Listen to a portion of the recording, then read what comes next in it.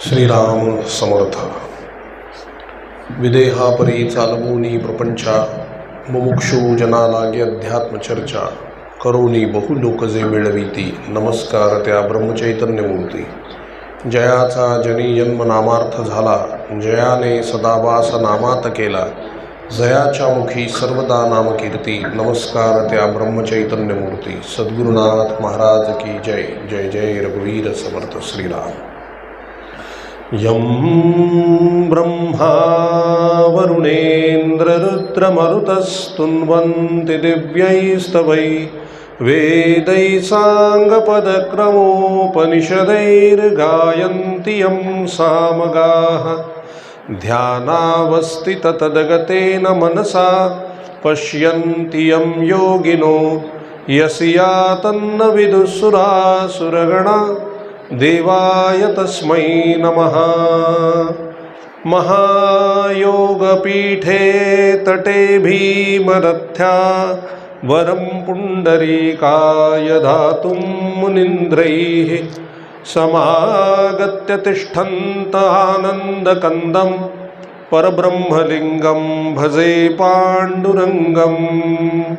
अलंकापुरी पुण्यभूमी पवित्र, इथे नांदतो ज्ञानराजा सुपात्र.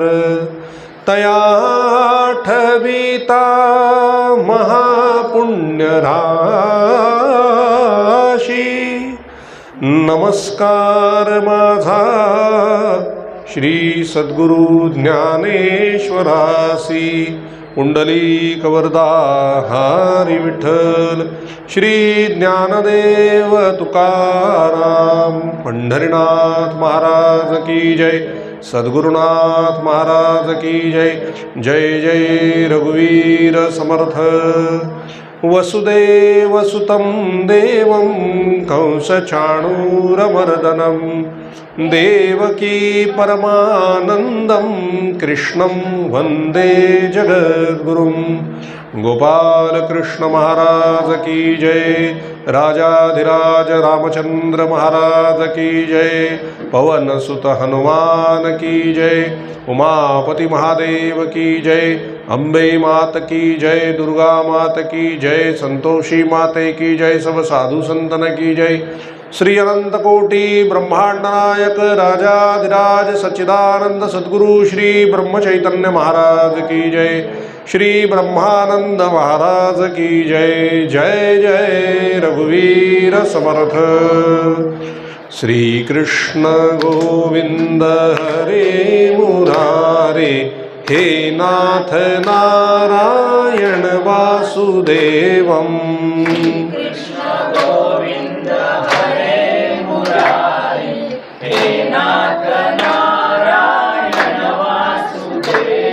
श्री कृष्ण गोविंद हरे मुरारे, हे नाथ नारायण वासुदेवम्. कृष्ण गोविंद हरे मुरारे, हे नाथ नारायण वासुदेवम्. प्रद्युम्न दामोदर विश्वनाथ, दामोदर विश्वनाथ. प्रद्युम्न दामोदर विश्वनाथ, प्रद्युम्न दामोदर विश्वनाथ. नमामि राधे नमामि कृष्णं, नमामि राधे नमामि कृष्णं. नमामि राधे नमामि कृष्णं, नमामि राधे नमामि कृष्णं. श्री कृष्ण गोविंद हरे मुरारे, हे नाथ नारायण वासुदेवम्. कृष्ण गोविंद हरे मुरारे, हे नाथ नारायण वासुदेवम्. श्री कृष्ण गोविंद हरे मुरारे, हे नाथ नारायण वासुदेवम्. कृष्ण गोविंद हरे मुरारे, हे नाथ नारायण राधे कृष्ण राधे कृष्ण राधे राधे कृष्ण कृष्ण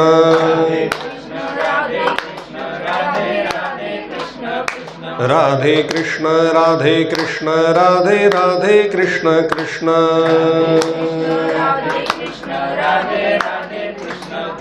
राधे कृष्ण राधे कृष्ण राधे राधे कृष्ण कृष्ण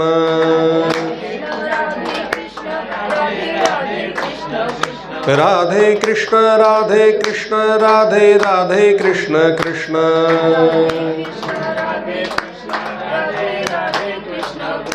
राधे कृष्ण राधे कृष्ण राधे राधे कृष्ण कृष्ण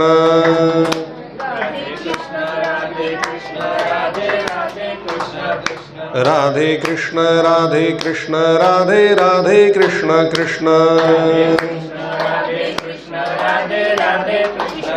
गोपाल कृष्ण भगवान की जय। सद्गुरुनाथ महाराज की जय। जय जय रघुवीर समर्थ। राधे राधे राधे राधे राधे राधे राधे। हरे कृष्ण। जय सिया राम। राधे राधे।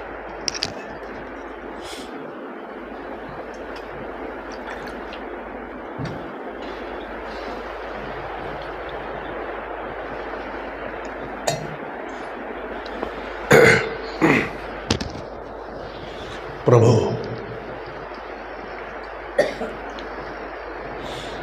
सगळ्यांनी आपले डोळे मिटायचे आहेत.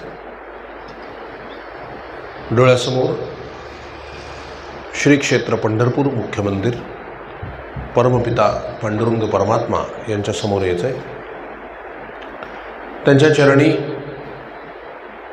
असंख्य तुलसीपत्र आणि फुलं व्हायची आहेत आणि नमस्कार करायचा. त्यांच्याच पाठीमागे उभ्या असलेल्या रुक्मिणी माता, सत्यभामा माता, राधा माता यांच्याही चरणी फुलं व्हायची आहेत आणि नमस्कार करायचा. पुन्हा परत फिरून परमपिता पांडुरंग परमात्मा यांच्यासमोर यायचं आहे. त्यांच्या चरणी आपलं मस्तक नत करायचं आणि प्रार्थना करायची. हे प्रभो, हे दयानिधे, या संसार सागरातून लवकर आमचा उद्धार कर.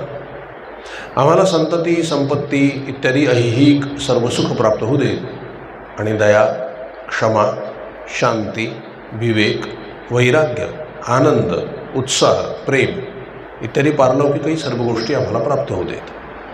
आम्हाला इहलोक आणि परलोक दोन्हीही साध्य होऊ दे, दोन्हीही प्राप्त होऊ दे. पांडुरंगा, आम्हाला तुझी अनन्य प्रेममय अशी भक्ती प्रदान कर. तुझं ज्ञान प्रदान कर, तुझं प्रेम प्रदान कर, तुझं नाम प्रदान कर. तुझ्या नामामध्ये गोडी येऊ दे, रस येऊ दे.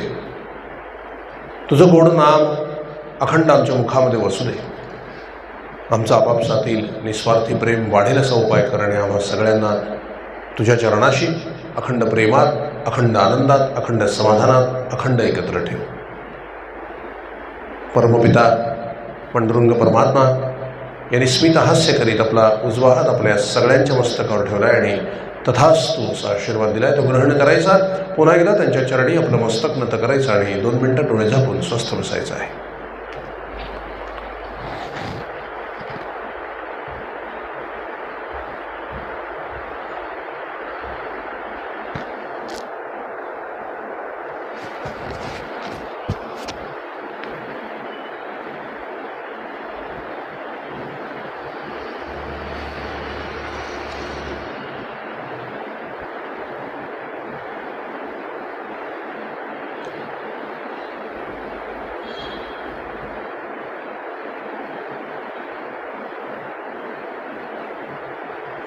जानकी जीवन स्मरण. जय जय राम. श्री सद्गुरुनाथ महाराज की जय. जय जय रघुवीर समर्थ श्रीराम.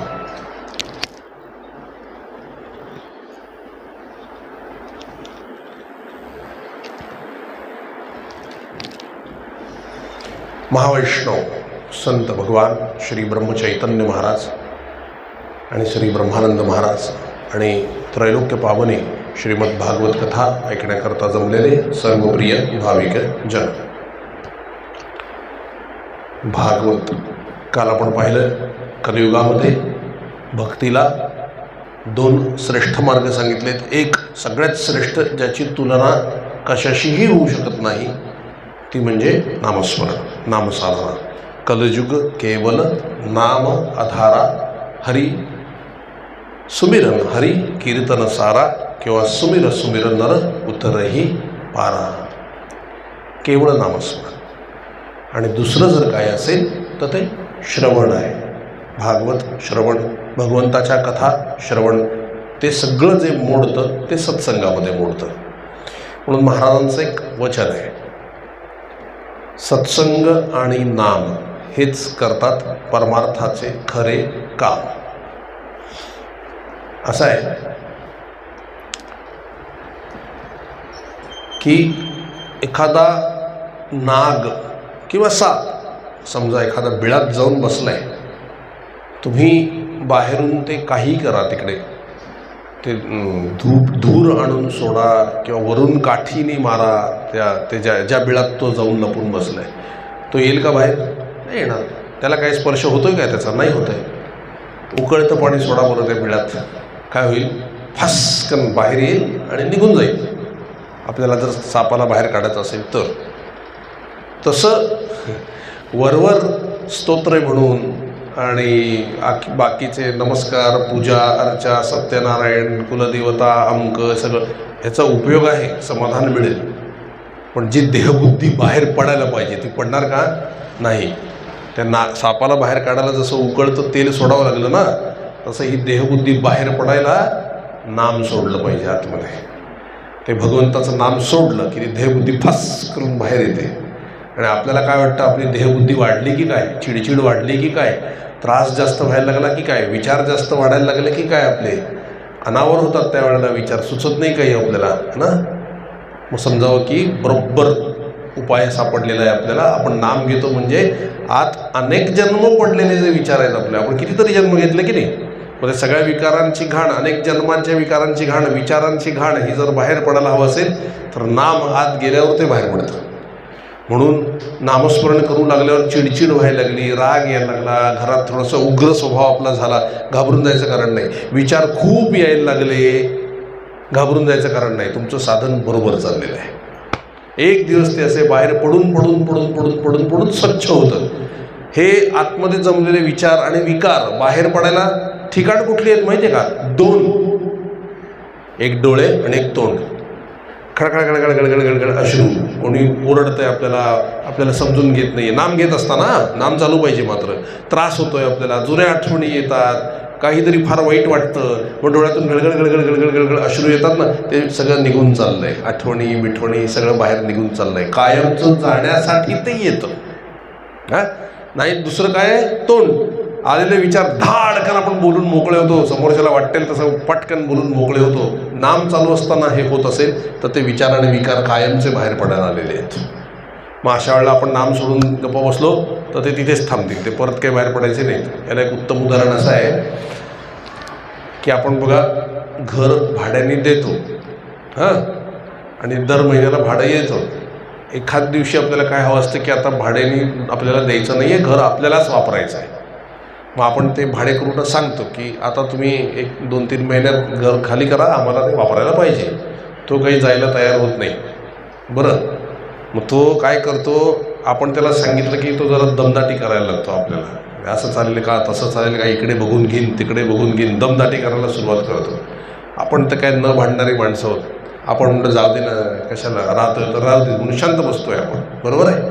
त्याचं फावतं बघा, त्याला वाटतं दमदाटी केलं की गप्प बसतंय. मग आपण त्याला काय करतो, कोर्टाकडून नोटीस पाठवतो की घर खाली कर, आम्हाला जायचं आहे. त्याला जरा वाटतं की हे काहीतरी गडबड चालली आहे. तो पुन्हा येऊन धमक्या देतो, असं करीन तसं करीन वाटोळं करीन. तरी पण आपण कोर्टाचं नोटीस सारखे देत राहिलो तर त्याला काय वाटतं, काही खैर नाही आहे, हा सारखा कोर्टाच्या नोटिसा पाठवतोय, न पडलेलं बरं आहे भानगडीत घर सोडून मोकळं करून तो निघून जातो आणि आपलं घर आपल्याला मिळतं. तसं नामस्मरण करणे म्हणजे आतमध्ये जे विकार बसले आहेत, काम, क्रोध, लोभ, मोह, मद, मत्सर, या सगळ्यांना नोटीस दिल्यासारखं आहे की आता अनेक जन्म ठाण मांडून बसलात, आता बाहेर पडा. कळलं? मग तो काय करतो, आपल्याला मग दमदाटी करायला लागतो की याने नामस्मरण करू नये, कारण हा नाम घेत राहिला तर मला बाहेर पडावं लागेल. मग तो तुम्हाला क्रोध आणेल, अगदी त्रास देईल, झोप येईल, तुम्हाला भरपूर कंटाळा वाटेल, नको वाटेल, हे सगळं व्हायला लागेल तुम्हाला. तुम्हाला काय वाटतंय, काय उपयोग आहे हे सगळं करून, माझी चिडचिड होते, एवढं जप करून माझी चिडचिड होते. आणि नेमक्या अशा वेळेला लोक समोरून त्रास देतील तुम्हाला. हे असे काही माळा उडीत बसल्याने काय होतं का? एक लक्षात घ्या, सूक्ष्मातून स्थूलात परिणाम होतो.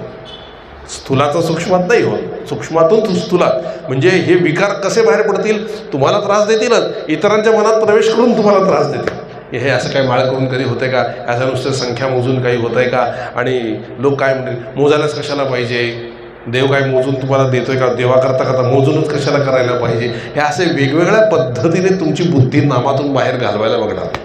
आणि आपण पण विचार करतो, अरे बापरे, हो खरं आहे की, असं कसं, एवढा जप करता एकीकडे एवढे रागावता, असं पण लोक बोलतील. हे सगळे विघ्न येतात तुमच्या नामसाधनेला आलेले. हे लक्षात ठेवून बघा. यांना जर का तुम्ही सामील झालात तर तुमचं नामस्मरण बंद पडणार आहे. ते चालूच ठेवा तुम्ही. त्यांना म्हणा, हो मी रागावतो, मी चिडकाच आहे, असं सांगून मोकळे व्हा. काय होणार आहे, बोलणं बंद होईल. पण कालांतराने तुमचं चित्त जसं जसं शुद्ध होत जाईल तशी हीच माणसं तुम्हाला नमस्काराला येतील. मी खरं सांगतो आणि अनुभवाने सांगतोय तुम्हाला, हे गंमत नाही आहे, हे होतं. हे नामस्मरणाने स्वयंमेव भगवान तुमच्या आतमध्ये येऊन बसतात, चित्त शुद्ध होतं तुमचं. आणि जे लोक तुमची निंदा करतात तेच लोक तुमची वंदना करायला सुरुवात करतात. त्याच्यातही भुलून जायचं नाही. हे सगळ्यात मोठं संकट आहे. लोकांनी नमस्कार करणं, पाया पडणं, तुम्हाला डोक्यावर घेऊन नाचणं, हे सगळ्यात मोठं संकट आहे परमार्थातलं. त्याच्यात भुललो की तरी नाम थांबलं. महाराज काय म्हणले, ओळखीचा रस्त्यात भेटला काय, मित्र भेटला काय किंवा शत्रू भेटला काय, जिथे जायचंय तिथे पोचणारच नाही, पण त्याच्याशी बोलण्यात किंवा भांडण्यात वेळ वाया जातो की नाही. तसं तुमचा अपमान झाला किंवा सन्मान झाला, दोन्ही याच्यात भुललात तर जेव्हा भगवंतापर्यंत ज्या जायचंय ते जाऊच शकत नाही, आहे की नाही. म्हणून ह्याच्याकडे फार लक्ष देऊ नये. महाराज काय म्हणले, नाम घेताना भरपूर विचार येतील, येऊ देत, त्यांच्याकडे दुर्लक्ष करायचं आणि आपल्या नामाकडे लक्ष ठेवायचं. पण सोपा उपाय ते काय म्हणाले, आपल्याच मुखाने नाम घ्या आणि आपल्याच कानाने ऐका, म्हणजे एकाग्रता व्हायला मदत होईल. ही पहिली स्टेप. ते नाही जमतंय, नाम घेता घेता महाराजांच्या चरित्राची आठवण करावी, भागवताची आठवण करावी, रामकथेची आठवण करावी, त्याच्यामध्ये मन रमवा, लीला चिंतना होते आणि नाम चालू ठेवा. दोन्ही परिणाम होणार आहेत, दोन्ही गोष्टी होतील. म्हणून हा पण एक त्याच्यामागे उपाय सांगितलेला आहे. म्हणून घाबरून जायचं नाही, हे सगळं होणार. मी म्हटलं ना काल तुम्हाला, मी नामाच्या अवस्था सांगितल्या, काय येतात ते 4-5 अवस्था सांगितल्या. आता आपण जपाला लागल्यानंतर जगाकडून सुद्धा आपल्याला अवस्था येतात. काय येतात? जगाकडून आपल्याला येणाऱ्या प्रतिक्रियांमधली पहिली प्रतिक्रिया आहे उपेक्षा. लोक आपली उपेक्षा करायला लागतात. आपण जपाला लागलं की आता मोठे धर्मात्मा झाले, जप करत बसतात, माळ घेऊन बसतात. उपेक्षा. लक्ष देत नाहीत लोक आपल्याकडे, बरं का, दुर्लक्ष करायला सुरुवात करतात. ही पहिली अवस्था समाजाकडून आपल्याला येणारी. ती अवस्था नामस्मरणाने शांतपणे पचवली की समाजाकडून दुसरी प्रतिक्रिया येते, उपहास. मोठे बाबा झाले, मोठे साधू झाले, तत्वज्ञान सांगतात, बापरे किती मोठे संत झाले, म्हणून रस्त्यात लोक मुद्दाम देवचना करतात, तुम्हाला अगदी साधू बाबा वगैरे म्हणतील. आलं लक्षात? हा उपहास आहे. ही पण अवस्था शांतपणे नामस्मरणाने पचवली की तिसरी अवस्था येईल, तिरस्कार. लोक तुम्ही समोरून येताना दिसलात की रस्ता बदलतील. नको, त्या कुठे माणसाच्या नादी लागा, जप करत बसतो, उपदेश करत बसतो, सारखा आपला नको असलेलं बरं येते. त्या येताना दिसले की रोड बदलतील, अगदी शिव्या देतील, निंदा करतील पोटभर, आपल्याच तोंडावरती. हा तिरस्कार आहे. कोणी आपल्याला ग्रुपमध्ये घेणार नाही, कदाचित आपण एकटे पडू, असं होईल. ही तिसरी अवस्था समाजाकडून येणारी, ही सुद्धा नामस्मरणाने पचवली की मग चौथी अवस्था येते, स्वीकार. मग हीच सगळी मंडळी आपल्याला डोक्यावर घेऊन नाचतात. काय म्हणतात, अहो एवढे शांत तुम्ही कसे काय झाला, एवढे समाधान कसं राहतंय तुमचं कुठल्याही परिस्थितीमध्ये, हे सगळे तुम्हाला प्रश्न विचारायला लागतील. ही चौथी अवस्था आहे. त्यामुळे या सगळ्या अवस्था पचवून आपल्याला नामाच्या अवस्थेतून काय करायचं आहे, पुढे मार्गक्रमण करायचं आहे. म्हणून कुठलीही शंका येऊ न देता जप आपण करायला पाहिजे. महाराजांना विचारले, महाराज जप किती करायला पाहिजे? महाराज म्हणाले, जन्माला आलो तसे 24 तास जप करायला पाहिजे. थंडीच वाजली त्या विचारणाऱ्याला, 24 तास जप कसं शक्य आहे? महाराज काय म्हणाले, 12 तास करा म्हणाले. तो मनुष्य काय म्हणला, महाराज 12 तास फार होतात, आम्ही ऑफिसला जातो येतो, कुठे आम्हाला 12 तास आम्हाला मिळणार. बरं ठीक, 6 तास जप करा. बरं का. ते काय म्हणले, 6 तास कसं होणार? गृहस्थ आश्रमामध्ये आम्ही आहोत, घरातल्यांचं बघायचं आहे, मुलाबाळांचं बघायचं. कारणं आपल्याकडे तयारच असतात महाराज. कोणी सिनेमाला बोलवलं, लग्नाला बोलवलं तर आम्ही वेळ काढतो, पण जप करा म्हणतं तर होत नाही आहे. हां, मग आम्ही काय म्हणतो, नाही ना म्हणा 6 तास नाही. बरं म्हणले महाराज 3 तास जप करा. महाराज 3 तास फार होता. सकाळी लवकर उठायचं असतं, गाडी पकडायची असते, ऑफिसला जायचं असतं, संध्याकाळी यायला 10 वाजतात, मग त्याच्यानंतर जेवण आहे. महाराज म्हणजे ठीक आहे 3 तास नाहीचं म्हणणार, 1 तास जप करा. महाराज घरी उशिरा आल्यानंतर जरा बायकोला वेळ द्यायला पाहिजे, मुलांना वेळ द्यायला पाहिजे. 1 तास म्हणजे जरा जास्त होतोय. मग महाराज काय म्हणले, 1 माळ जमेल का म्हणले. 1 माळ तरी करा म्हणाले. तू काय म्हणतोय, होतंय महाराज, 1-2 दिवस होतोय, तिसऱ्या दिवशी विसर पडतोय, चौथ्या दिवशी विसर पडतोय, कधी कधी होत नाही आहे. आता काय करावं. महाराज म्हणजे काही करू नका, देवाला नमस्कार करायला जमेल तेवढं घाला, तेही नाही घातलं तर माझी जबाबदारी आहे, मी बघून घेईन. आणखी काय करायला पाहिजे सांगा. किती आम्ही त्या बाबतीत टाळाटाळ करतो आहे. 84 लक्ष योनीत जायचं नसेल ना, फक्त मनुष्य जन्मात यायचं असेल ना, किंवा मुक्त व्हायचं असेल तर ही धरा. हे बाकी सगळ्या वस्तू तुम्हाला नरकात नेणार आहेत. ही एकच वस्तू आहे जी तुम्हाला वैकुंठाला नेणारी आणि मुक्त करणारी आहे. महाराज अखंड चाललं पाहिजे. ते गुरुदेव रानडे आहेत ना, ते काय म्हणले, त्यांनी कॅटेगरीज टाकले आहेत, जपाच्या कॅटेगरीज आहेत. ते काय म्हणले, 3 तास जप करेल तो 3rd क्लास, 4 तास जप करेल तो मिडल क्लास, 5 तास जप करेल तो 2nd क्लास, 6 तास जप करेल तो 1st क्लास, आणि 7 तास आणि त्याच्यावरती जो जप करेल तो डिस्टिंक्शन. आता आपण इथे कुठं बसतोय, 3rd क्लासमध्ये तरी आपण बसतोय का बघा स्वतः. बरं का, 1 तास जप म्हणजे 3000 जप, 30 माळा, तासाला 30 माळा होता, 3000 जप होतो एका तासाला. 3 तासाला किती व्हायला पाहिजे, 3rd क्लासपर्यंत जाण्यासाठी आपल्याला 9000 जप झाला पाहिजे. त्यांच्याकडे कट्टाचा नेम आहे, 9 तास एका बैठकीवर बसून जप. आणि हे जे मी गुरुदेवांबद्दल सांगतोय ना, गुरुदेवांनी ऑफिस वगैरे सगळं सांभाळून ते vice chancellor of Banaras University होते. व्हाईस चान्सलर म्हणजे एकीकडे शिक्षक होते, शिकवायचं सगळं, मुलांच्या संदर्भातले अभ्यास तयार करायचे, त्यांच्या प्रश्नपत्रिका तयार करायचे, त्यांचे पेपर तपासायचे, दुसऱ्या दिवशी काय टॉपिक शिकवायचा आहे त्याची तयारी करायची, आणि एवढं सगळं सांभाळून कट्टाचा नेम पण सांभाळायचा. सोपं आहे का, पण जमतं. करायचं म्हटलं तर जमतं. बाकीच्या गोष्टींना थोडं कटशट करा, पण हे नामस्मरणाला वेळ काढून ठेवलं पाहिजे. आपण काहीही केलं तरी 2 वेळेस जेवतो की नाही. 10 मिनटं जेवण होतं आपलं, अगदी फास्टमध्ये जेवलात तरी. सकाळची 10 मिनटं, रात्रीची 10 मिनटं, किती मिनटं झाली, 20 मिनटं. 20 मिनटात 1000 जप होतो. एवढी 20 मिनटं पण आपण देवाकरता काढू नये महाराज. हे नाही केलं तर मिळणार काय आहे, काय कमावणार आहोत आपण, लक्षात घ्या. त्यासाठी थोडासा त्याग हा करावाच लागतो. गुरुदेव 9 तासाचा कट्टाचा नेम करत असत. कट्टाचा नेम म्हणजे काय असतं माहिती आहे. आता तेवढं आपल्याला झेपणार नाही, आपण ते नाही करत, पण ऐकून ठेवा. असं 4 भिंतींच्या मध्ये बसायचं, ताठ आणि घोंगडं घ्यायचं असं अंगावर पांघरून, आणि ज्या बैठकीवर बसले त्या बैठकीत 9 तास मांडी न हलवता ते बसत असत. 8 ते 9 तास. याला म्हणायचं कट्टाचा नेम, उठायचंच नाही झाल्याशिवाय. अशा पद्धतीने ते जप करीत असत. स्वतःच्या लग्नात सुद्धा ते तासभर उशिरा पोचले. मुहूर्त बिहूर्त काही नाही, मुहूर्ताला पोचलेच नाही. का विचारलं तर जप करीत बसलो होतो, म्हणजे सकाळचा नेम बाकी होता. नेम झाल्याशिवाय कसं येणार. नेम झाल्यावर आले, मग म्हणले मुहूर्त, नाम घेतो तेच मुहूर्त म्हणाले. काय नामाची निष्ठा आहे महाराज, नाम घेतो तोच मुहूर्त आहे म्हणा. स्वतःच्या मुलीच्या लग्नात सुद्धा आता व्हाईस चान्सलर होते म्हटल्यावर मंत्री संत्री सगळे भेटायला येणार ना, एवढी मोठी विभूती आहे म्हटल्यानंतर. तर हे काय केलं आहे, ड्रायव्हरला सांगितलं गाडी काढ, आणि त्या लग्नाच्या मंडपापासून फार लांब 1-2 किलोमीटरवर एक झाड होतं, तिथे जाऊन बसले. ड्रायव्हरला म्हणले झाडाखाली जाऊन बस, आतमध्ये जप करीत बसले, त्याचा नित्याचा नेम करत बसले तिथे.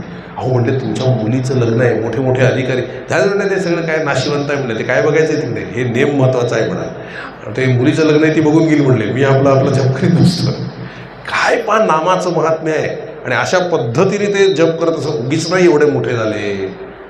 आपलं काय आहे, आपण 17 देव करतो. 17 देव, सोमवारचा वेगळा, मंगळवार वेगळा, बुधवार वेगळा, गुरुवार वेगळा, शुक्रवार वेगळा, शनिवार वेगळा, रविवार सुट्टी, असे 7 दिवसाचे 7 देव असतात आपले. त्यात आणखी कुलदेवता, कुलदेवी, सगळं करावं. पण ज्यांनी सगळं केलं त्यांचं जीवन बघा, आणि ज्यांनी एक धरलं आहे त्यांचं जीवन बघा. एक धरीला आम्ही रखुमाईचा पती, आणिकाचे काम नाही आता. गासी तरी एक विठ्ठलाची गाई, नाही तरी ठाई राहे उगा. कोण मोठं झालं हो? सगळे देव करणारे मोठे झाले का ज्यांनी केवळ विठ्ठलाला धरून ठेवलं ते मोठे झाले? ज्यांनी सगळे देव केले ते मोठे झाले का ज्यांनी रामाला घट्ट धरून ठेवलं ते समर्थ आणि ब्रह्मचैतन्य महाराज मोठे झाले? सांगा मला. मग सांगा, 100 देव पकडायचे का एक देव पकडायचा? एकच काहीतरी करा, धरा आणि तेच करत राहा. त्यातून फार काहीतरी निर्माण होईल. मनुष्य जन्म एकदाच आहे. काहीतरी एकच धरा आणि तेच करत राहा. कुठचंही असू दे, तुमचं कुठलाही देव असू दे, पण तो एकच धरा. 100 देव करायला जाऊ नका. सगळं एकच आहे. एकच काहीतरी धरायचं आणि करत राहिलं पाहिजे. तर कुठेतरी आपल्यामध्ये ते देवत्व निर्माण होतं. आता बघा, गंमत सांगतो, नामाची कमाल काय. आता मी म्हणतो, तुम्हाला काय आठवतं किंवा काय व्यक्ती समोर होती ते सांगा. जय जय रघुवीर समर्थ. कोण आलं समोर? रामदास स्वामी आले ना. आता ते जे मी म्हटलं ते नाव बघा, जय जय रघुवीर. रघुवीर म्हणजे कोण? राम. समर्थ म्हणजे राम सगळं करायला समर्थ आहे. पण डोळ्यासमोर कोण आलं? रामदास स्वामी. ते त्या नामाशी इतके एकरूप झाले की ज्यांचं ते ओरिजिनल नाव आहे ते बाजूलाच राहिले, ज्यांनी नाम घेतलं ते मोठे झाले. रामा एवढे लक्षात घ्या. ही नामाची कमाल आहे. आता श्रीराम जय जय राम. कोण आले? ब्रह्मचैतन्य महाराज. नाव कोणाचं आहे? रामाचं. राम आला का लक्षात? नाही, महाराज लक्षात राहिले. महाराज हेच म्हणाले, एखादा निष्ठावान मनुष्य बघितला की जो आपल्या उपास्य दैवतेत रमला आहे, अशा वेळेला लोक देवाला बाजूला करतात आणि अशा निष्ठावंत माणसाचे पूजन करतात, त्यांच्या पाया पडतात. आहे ना? इतकं एकरूप आपण नामाशी व्हायला पाहिजे की उपास्य दैवत बाजूलाच राहिलं, आपल्यामध्येच ते सगळं बघायला सुरुवात करतात. आपण त्याचं काही वाटून घेऊ नये, पण एवढी तादात्म्यता झाली पाहिजे. आपली तादात्म्यता असते, पण कुठं असते? बाकीच्या गोष्टींमध्ये असते. असू नये असं माझं म्हणणं नाही, असावी. पण त्यातला जो मॅक्झिमम पार्ट आहे, जास्तीत जास्त जो पार्ट आहे ना, तो आपल्या उपास्य दैवतेमध्ये असला पाहिजे. आणि ही प्रॅक्टिस ठेवली तर याचा परिणाम काय होतो? प्रत्येकामध्ये देव दिसायला लागतो, आपलं उपास्य दैवत दिसायला लागतं. विठ्ठल विठ्ठल म्हणो वेळोवेळा, हा सुख सोहळा सर्गी नाही. ते काय म्हणले? काष्ठी पाषाणी विठ्ठल दिसतोय म्हणले मला. सगळीकडे मला विठ्ठल दिसतोय, सगळीकडे विठ्ठल दिसतोय. तुका विष्णू नोहे दुजा म्हटले ना. ते काय दिसायला लागलं? इतकं नाम घेतलं की सगळीकडे देव दिसायला लागले. महाराज काय म्हणले? तुमच्या सगळ्यांमध्ये मी राम पाहूनच नमस्कार करतोय, रामच दिसतोय. एकदा एकाने महाराजांना विचारले, महाराज गोंदवल्यामध्ये रामाच्या डोळ्यामध्ये डोळे पाणावल्यासारखे पाणी दिसतंय त्यांच्या डोळ्यात. महाराज काय म्हणले? अहो तुम्हाला आज दिसलं, 24 तास त्याच्या डोळ्यात पाणी असते. कशी नजर आहे, कसं ओळखतात महाराज? दयार्द्र अंतःकरण, करुणा, प्रेम.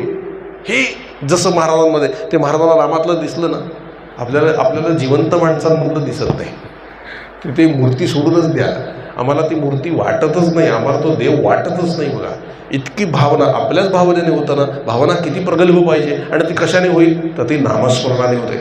अखंड नाम, अखंड नाम, अखंड नाम, जाता येता उठता बसता.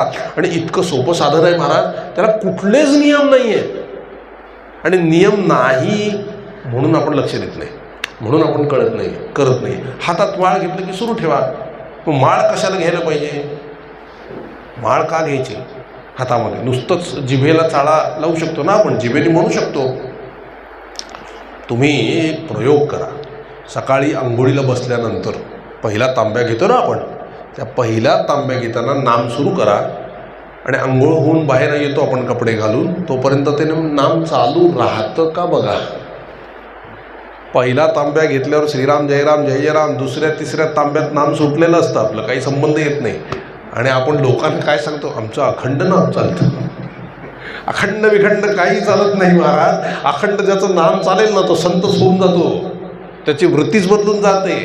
मग ते आपण काय होतं, त्या थोड्याशा नामाने इतकं समाधान होतं आपलं, इतकं छान वाटतं आपल्याला की मग मस्त होतो आपण. आणि पुढे 15-20 मिनिटात काय, 5-10 मिनिटात नामाचा विसर पडतो. मग ते पुन्हा आठवतं, मग आपण पुन्हा करायला घेतो, पुन्हा विसर पडतो. हे चक्र चालू असतं. आणि आपला भ्रम काय होतो? आपलं अखंड नाम चाललं नाही. ते जर चालवायचं असेल ना, तर 3000 जप करा, म्हणजे 1 तास नाम चालू आहे असा त्याचा अर्थ होईल. कळलं? 3,000 जप करून बघा जरा कसं वाटतं. ते 3,000 जप झाला की कळेल की 1 तासच नाम झालंय आपलं. कळलं? असे 24 तास, 24 त्रिक 72,000 जप व्हायला पाहिजे. शक्य आहे का? आहे, करणारे आहेत, नाही याच्यातला भाग नाही. किमान आपण 3,000 ते 5,000 तरी आलं पाहिजे की बाबा मी नियम घेणार आहे, 5,000 जप माझा दिवसाला झालाच पाहिजे. तेवढा केला तरी पुष्कळ आहे, सध्या पुष्कळ आहे. तो चालू ठेवा आणि उरलेले दिवसभर मग महाराजांचं अनुसंधान ठेवावं. त्यांना सांगावं, महाराज कृपा करा आमच्यावरती, थोडंसं अनुसंधान आम्हाला असू देईल तुमचं. ते देतील तुम्हाला, अनुसंधान देतील, कृपा करतील. काय आहे एक सांगतो गंमत. एक मनुष्य काशीला निघाला होता. त्यांनी प्रतिज्ञा केली की मला चालतच काशीला जायचं आहे. बरं, तर तो सुरुवातीला केलं त्यांनी. एक कधी कधी एकदम 10 किलोमीटर चालायचा, कधी 20 किलोमीटर चालायचा, कधी फक्त 1 किलोमीटर चालायचा, 2 किलोमीटर चालायचा. असं करता करता कंटाळलं. काय किती जायचं आणि काय जायचं, कठीण आहे म्हणलं. आणि तो घरी जायला निघाला. तेवढ्यात एक साधू तिथे आला. तो साधू काय म्हटला, काय झालं रे बाबा, कुठे जात होतास? अहो म्हटले, मी काशीला चालत जायचं विचार केला होता आणि काशीकडे निघालो. इथून फार लांब आहे ते. मी आपलं कधी 10 किलोमीटर चालतो, कधी 20 किलोमीटर चालतो, कधी मग 2च किलोमीटर होतात. कंटाळा येतो. त्यामुळे म्हटलं आता कंटाळलो मी, मला तर नाही जायचं काशीला. तू एक काम कर म्हटलं, मी तुला उपाय सांगतो, तो करशील, आपोआप पोचशील काशीला. हो म्हटले, सांगा. आता ऐका, नीट ऐका. तो साधू काय म्हटला, विसरून जा, तुला काशीला जायचं आहे. काय विसर, तुला काशीला जायचं आहे. मग म्हटलं काय करू? तुला कंटाळा येऊ दे, नाही तर आवड निर्माण होऊ दे. रोज 5च किलोमीटर चालायचं. नियम आहे. आपलं ध्येय काशीला पोचणं नाही आहे. आपलं ध्येय काय आता, रोज 5 किलोमीटर चालायचं. हो म्हणले, ह्याच्याने काय होईल बघ ना. म्हणले काय होतं, तू फक्त हे ठरव की रोज मी 5 किलोमीटर चालणार. माझी तब्येत बरी असू देत, तब्येत बरी नसू देत, मला कंटाळा येऊ देत, नाही तर आनंद उत्साह वाटू देत. रोज माझं ध्येय 5 किलोमीटर चालणं आहे आणि 5 किलोमीटर चालल्यानंतर थांबायचं. दुसऱ्या दिवशी परत 5 किलोमीटर, एवढंच ध्येय ठेव. हा म्हणला, हे सोपं आहे, काही विशेष नाही आहे, कर म्हणले आता. आणि त्यांनी खरंच ते करायला सुरुवात केली महाराज. रोज 5 किलोमीटर. कधी कधी उत्साह वाढायचा त्याचा, 1-2 किलोमीटर जास्त चालला तरी हरकत नाही, पण म्हटलं 5 किलोमीटर तर झालं, हरकत नाही. कधी कंटाळा आला, 1-2 किलोमीटर चालून कंटाळा आला, तर तो काय म्हणायचा, नाही नाही गुरुदेवांनी मला 5 किलोमीटर चालायला सांगितलंय. मग तो कसंही करून 5 किलोमीटर पूर्ण करायचा.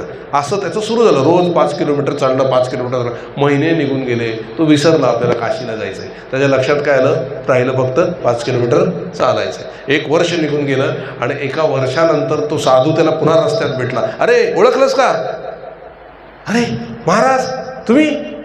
हो म्हणजे इकडे. म्हणजे आलो मी इकडे.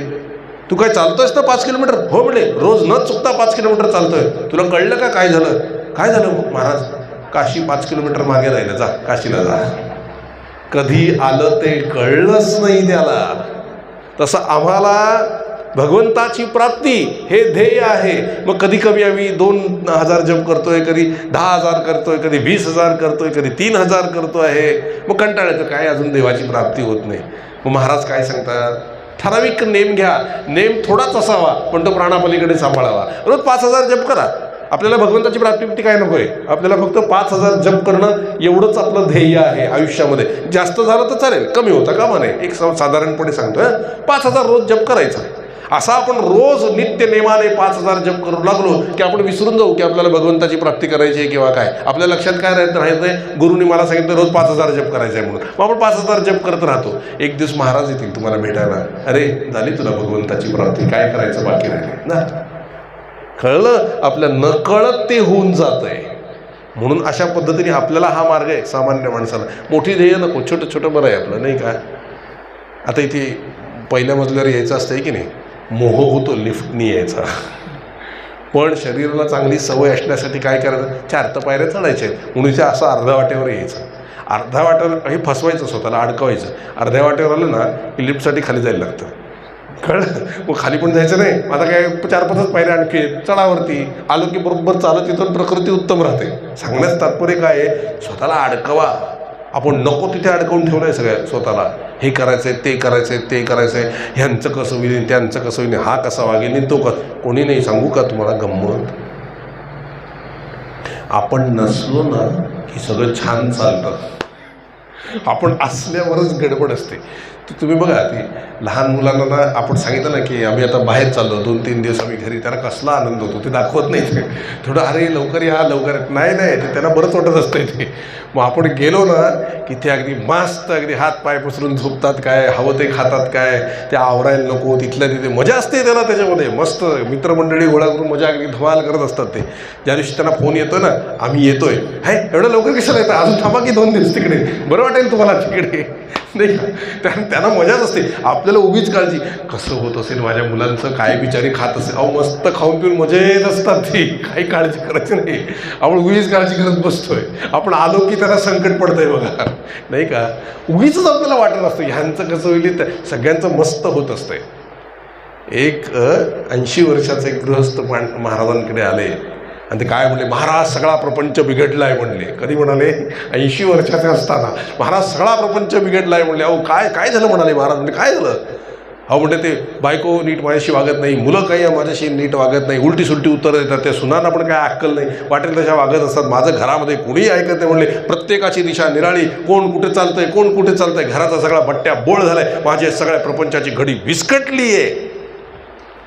महाराज म्हणले काळजी करू नका, तुमच्या प्रपंचाची घडी 8 दिवसात बसवतो म्हणाले.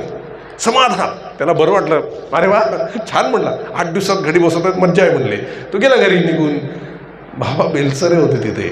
महाराजांना काय म्हणले, अहो महाराज तुम्ही म्हणता प्रपंच हा दुःखमय आहे, त्या प्रपंचाची घडी कधीच बसत नाही, असा हा प्रपंचाचं स्वरूप आहे, तुम्ही कसं काय 8 दिवसात त्यांची घडी बसवणार प्रपंचाची. ज्या माणसाला 80 वर्ष प्रपंचाची घडी बसवता आली नाही आहे ती तुम्ही 8 दिवसात कशी बसवणार.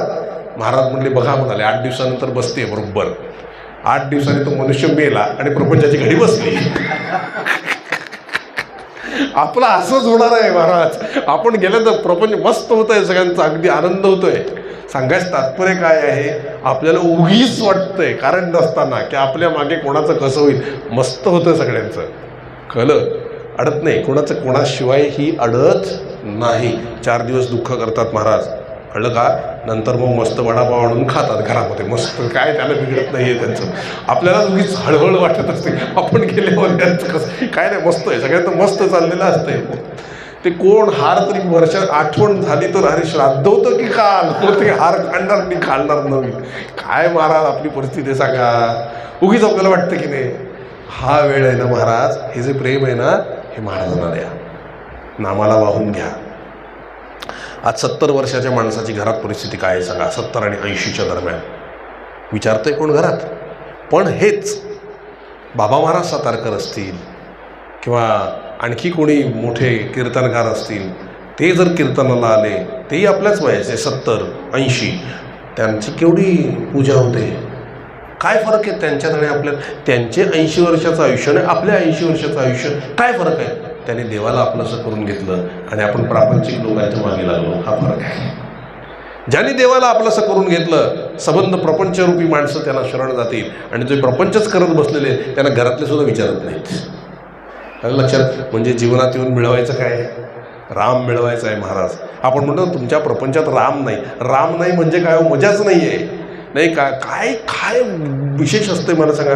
तेच ते 2 वेळचं खाणं पिणं सगळं आपलं करत बसणं, नोकरी करणं आणि धक्के दुक्के खाऊन परत येणं आणि अगदी तेच घरात भांडणं, कोणी कुणाला समजून घेत नाही, कोण कुणाचं ऐकत नाही. प्रश्न पडतो करतोय कशाला सगळं आणि कोणासाठी चाललंय, नाही का. आणि काळ आपला चाललाय भरभर भरभर भरभर भरभर भरभर भरभर काळ चाललाय, काही कोणाला हे नाही आहे. अगदी असू दे बसू दे त्याला, बसू दे, त्याने पाण्याची बाटली द्या रे, आत्ता आले. आणि हे चाललंय बघ, काळ अगदी भराभर चाललोय, पण स्वतःचा विचार आहे का. ह्या वयात आपण इतरांना पण पोचवायला जातो स्मशानात, विचार येतो का आपण पण जाणार आहोत एक दिवशी. मरे एक त्याचा दुजा शोक वाहे, अकस्मात तोही पुढे जात आहे. विचारत नाही, आम्ही कायम राहणार आहोत असं वाटतंय. मग ती तयारी कोण करणार आहे, जायची काही तयारी केली का. जन्माला येताना रिटर्न तिकीट मिळालं आहे, त्याच्यावरची तारीख नाही माहिती आपल्याला, ती फक्त त्याला माहिती आहे. परत जाताना किती आपण आनंदी असतो की नाही, तयारी करतो की नाही आपण, चला आता झाली आपली ट्रिप झाली, आता आपलं घरी गेलो की बरं आपल्याला घरी जावंसंच वाटत नाही, आपल्याला तिथेच राहावंसं वाटतंय. काही तयारीच केलेली नाही आहे, बॅगच भरली नाही आहे आम्ही, किंवा नामस्मरण करायचं आहे, पुण्य गोळा करायचं आहे, अमकं काही नाही आहे. काही महाराज कशाने नाही सुटका, कशाने नाही आहे सुटका, नामस्मरणाने सुटका आहे. सुटका जर कशाने असेल तर नामस्मरणाने. प्रपंच छान करायचा आहे ना, दिव्य करायचा आहे ना, तो नामस्मरणानेच दिव्य होणार आहे. का माहिती आहे? नामस्मरणाने काय होतं, अंतरंग बदलतं. असलं तर असू देत, नसलं तर नसू देत, अशा प्रकारचं समाधान निर्माण होतं नामस्मरणाने. आणि हेच प्रपंच दिव्य होतं. कारण आपला हट्ट आणि आग्रह सुटला तरच लोकांना आपण आवडतो, नाही तर लोकांना आपण आवडत नाही. महाराज भ्रम आहे आपलं. बरं, आपण पुष्कळ लोक कोणालाही आपण आवडत नाही. आपल्याकडे असलेला हट्ट आणि आग्रह असल्यामुळे कोणालाही आवडत नाही. महाराज म्हणाले, म्हातारपणी जर सुंदर औषध कुठलं असेल, समाधान हे औषध आहे. कसं असावं, सगळे हट्ट आणि आग्रह सुटले पाहिजेत. महाराजांचं वाक्य सांगू का तुम्हाला काय म्हणले महाराज? वय वर्ष 50 नंतर आपल्या घरामध्ये आपण पाहुण्यासारखं राहावं. 50 म्हणा, 60 म्हणा, 60 म्हणू आपण, 60 नंतर पाहुण्यासारखं राहावं. पाहुण्यासारखं म्हणजे काय हो? घरात भांडणं झाली, समजा आपल्या घरात पाहुणे आले, घरात भांडणं झाली, ते एकदा फक्त बघतील की जरा शांत राहा, काही एवढं हे करून. पुन्हा भांडायला लागलं तर ते मध्ये पडतात का? नाही. कारण त्यांना बोललं, तुम्ही तुमचं बघा, आमचं आम्हाला कोणी अपमान करून घ्यायला पडत नाही, मध्ये गप्प बसतात. ठीक आहे, पाहुणे काही मध्ये पडत नाही. पण घरात काही आणायचं असेल तर पाहुणे मात्र घेऊन येतात. हां, मी जातोच आहे खाली फिरायला, येताना घेऊन येतो. पाहुणे असतात की नाही, असं करतात की नाही, मदत करतात की नाही. आपल्याच घरात आपण पाहुण्यासारखं राहावं. सून आणि मुलगा भांडत असेल, भांडू देत, एकदा प्रेमाने सांगा. नाही जमलं त्यांना बघू देत. पाहुण्यासारखं आपण पाहुणे आहोत या घरामध्ये, असं समजायला पाहिजे. आणि बाहेरून काय आणून द्यायचं असेल, मदत करायची असेल कामामध्ये, ती आपण केली पाहिजे. आपणच आपल्या घरामध्ये पाहुण्यासारखं राहावं. वय वर्ष 50 ते 60 नंतर. आणि वय वर्ष 70 आणि 80 नंतर महाराज म्हणाले, आपणच आपल्या घरामध्ये मेल्यासारखं राहावं. मेल्यासारखं म्हणजे काय? आता समजा इथे प्रेत पडलाय आणि इथे धूळ पडली, झाडू नाही मारला, ते उठून म्हणते का, हो जरा झाडू तर मारा, मी झोपलोय नाही ते, असं म्हणते का? प्रेत म्हणतं असं कधी? नाही ना, काहीच म्हणत नाही. ते धूळ असू दे, कपडे तुमचे घडी घातलेले असू देत किंवा नसू देत, सगळा पसारा पडलेला असू दे, तरी ते प्रेत काही म्हणतं का? नाही. तसं आपण वय वर्ष 70 नंतर राहायला पाहिजे. अगं हे झाडू मारून घे, ते काय कपड्यांचा पसारा ठेवला आहे, ते कपाटात नीट ठेवलं नाही आहे, नाही. आता शांत, श्रीराम जय राम जय जय राम, श्रीराम जय राम जय जय राम. कपडे पडू दे, धूळ पडू दे, ते कपाट अख्खं खाली पडू दे, ते नवरा बायको पडू दे, काही असू देत, आपण आपलं श्रीराम जय राम करत झालं पाहिजे. अगदी त्याला लागलं, दुखलं बिकलं तर आपलं उठून उभं करावं, नाही तर आपलं श्रीराम जय राम जय जय राम काही असू दे तिकडे लक्षात द्यायचं नाही आहे.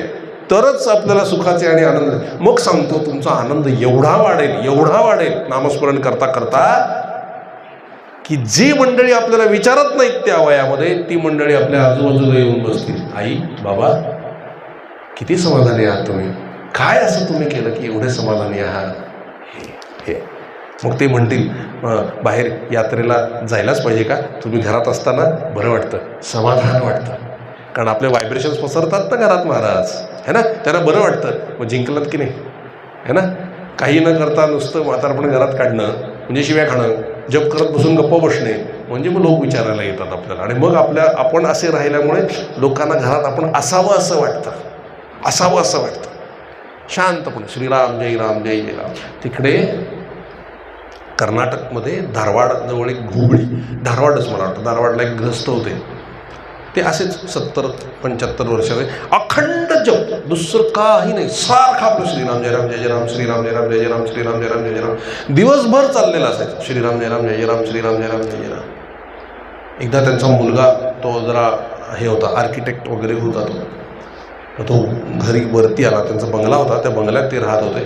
तर तो बंगल्यात आला आणि म्हटला, बाबा हा काय झालं? ते जपच करत होते. आई गेली, हो का, बरं, श्रीराम जय राम जय जय राम, श्रीराम जय राम जय जय राम, श्रीराम जय राम जय जय राम. काय अवस्था असेल मनाची, कल्पना करा. नामस्मरणाने 2-3 महिने झाले, जप चालू होता. तो मुलगा पुन्हा आला, बाबा हा काय झालं? अक्का, तुमची मोठी मुलगी, ती पण गेली, हो का, बरं, श्रीराम जय राम जय जय राम, श्रीराम जय राम जय जय राम, श्रीराम जय राम जय जय राम. काय म्हणता महाराज? ही अवस्था नामस्मरणाने प्राप्त करून घेता येते. काय नो हे केले का चिंतिता विठ्ठले. एकदा त्याच आर्किटेक्टने आपल्या वडिलांना बसवलं गॅलरीमध्ये. म्हणलं इथे बसा, मी जरा कोरीव खांब मागवलेत, ते ट्रक येईल ते आणून ठेवलेले आहे, त्याच्यावर जरा लक्ष ठेवा फक्त. बरं म्हणलं. श्रीराम जय राम जय जय राम, श्रीराम जय राम जय जय राम. तो मुलगा बाहेर निघून गेला. ते खांब आणून ठेवले होते त्यांनी. नंतर थोड्या वेळाने दुसरा ट्रक आला, ते कोरीव खांब त्या ट्रकमध्ये त्यांनी भरले आणि तो ट्रक निघून गेला. मुलगा आला आणि मुलाने बघितलं, अरे कोरीव खांब कुठेतरी निघून गेलेले. कोणी नेले? बाबांना विचारलं. काय नाही म्हणले, ते कोणतरी ट्रक आला आणि घातला निघून. अहो बाबा, चोरी झाली असं तेच म्हणाले. रामाने पाठवले, रामानेच नेले म्हणाले. श्रीराम जय राम जय जय राम, श्रीराम जय राम जय जय राम. काय मनाची अवस्था. आपल्या पाकिटातले 10 रुपये गेले तर बाप रे, कसले शोक आमच्या लागून राहतात. रात्रभर ते चेहरा पडलेला असतोय. मी चुनापट्टी स्टेशनला एकदा बसलो होतो आणि तो व्यापारी बसला होता माझ्या बाजूला. आता ते सारखं आपलं तो 5 मिनिटांनी खिशात हात घालत होता. असेल काही तसं नाणं 1 रुपयाचं कॉईन पडलं बघा खाली. तर तो शोधतो. आता ते खाली ते छिद्र असतात, तर छिद्रात ते गटारात जाऊन पडलं तिकडे. पण हा आपला शोधतोय, मिळतंय का. किती लाखभर रुपये नव्हते, 1 रुपया होता फक्त, तरी तो शोधतोय मिळतंय का. 1 तास त्यांनी 3 लोकल सोडले त्या 1 रुपयासाठी. मी काय केलं, माझ्या खिशातला 1 रुपया काढून खाली ठेवला असा. म्हणतं काका ते बघा तो. हा बरं झालं म्हणले, आणा. काय महाराज, कशासाठी जगतो आहे, काय आहे, काय राहणार आहे का आपल्याकडे. अंगावरचे कपडे देखील नाही राहत महाराज. मी असं नाही म्हणत मिळवू नका, भरपूर मिळवा, अगदी पैसाही भरपूर मिळवा, मेहनत करा, घर बांधा, गाड्या घ्या, मजा करा, अगदी मजा करा. अडकू नका त्याच्यात की ह्याच्याशिवाय मी नाही, असं नाही आहे. कशाशिवाय मी नाही आहे, नामाशिवाय मी नाही आहे, भगवंताशिवाय मी नाही आहे, परमात्म्याशिवाय मी नाही आहे, रामाशिवाय मी नाही, हे व्हायला पाहिजे. कारण बाकीचं इथेच राहणार आहे. आपल्याबरोबर काय येणार आहे, राम आपल्याबरोबर येणार आहे. आपण केलेलं नामस्मरण आपल्याबरोबर येणार आहे. त्याचं प्रमाण सांगू. भगवद्गीता अध्याय 6 आणि 40, 41, 42, 43 श्लोक आहे. योग भ्रष्ट अभिजायते. आता ह्या आयुष्यामध्ये तुम्ही जेवढा परमार्थ कराल, समजा अचानक तुमचा मृत्यू झाला, तर पुढला जन्म तो उरलेला परमार्थ पूर्ण करण्याकरता तुम्हाला दिला जातो. त्यावेळेला त्याला योगभ्रष्ट असं म्हणतात. त्यावेळेला तुम्हाला 2 वेळेच्या पोटाचं काळजी नसते. तुम्हाला श्रीमंत घराण्यात जन्माला घातलं जातं किंवा आध्यात्मिकदृष्ट्या श्रीमंत घरामध्ये जन्माला घातलं जातं की अध्यात्माचा वारसा तुम्हाला मिळेल आणि त्या जन्मामध्ये केवळ परमार्थ करण्यासाठी तुम्ही जन्माला येता. आणि जेव्हा तुमचा परमार्थ तिथे पूर्ण होतो तेव्हा तुम्ही शरीर सोडून निघून जाता. म्हणून मी म्हणतोय, आपण 13 कोटीचा संकल्प जरी केला आणि दुसऱ्या दिवशी जरी जीव गेला तरी फक्त उरलेला 13 कोटी जप करण्याकरता आपल्याला पुन्हा जन्म मिळेल, चांगल्या घराण्यात मिळेल. 2 वेळची याची चिंता राहणार नाही, जप करण्याकरता जन्म मिळेल महाराज. हे प्रमाण आहे, म्हणजे हे आहे. म्हणून काय करायला पाहिजे, अखंड आपण काय करायला पाहिजे, जप करायला पाहिजे. आणि हा जप कलियुगामध्ये फार कमी काळ केल्याने सुद्धा भगवंताची प्राप्ती होते. हे कलियुग कोणाला सांगत होतं, परीक्षित राजाला सांगत होतं. हे आपण काल पाहिलेलं आहे सगळं. म्हणून त्या कलियुगाला राहायला जागा दिल्या. कुठल्या कुठल्या जागा दिलेल्या आहेत त्या कलियुगाला राहायला महाराज, लक्षात आहे. जुगार, मद्यपान, व्यभिचार, हिंसा आणि सुवर्ण म्हणजे सोनं, या 5 गोष्टींमध्ये कली राहतो.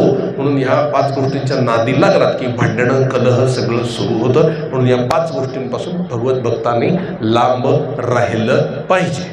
ठीक आहे. आणि मग ती 5 ठिकाणं घेऊन हा निघून गेला, कलियुग निघून गेलं. राधे.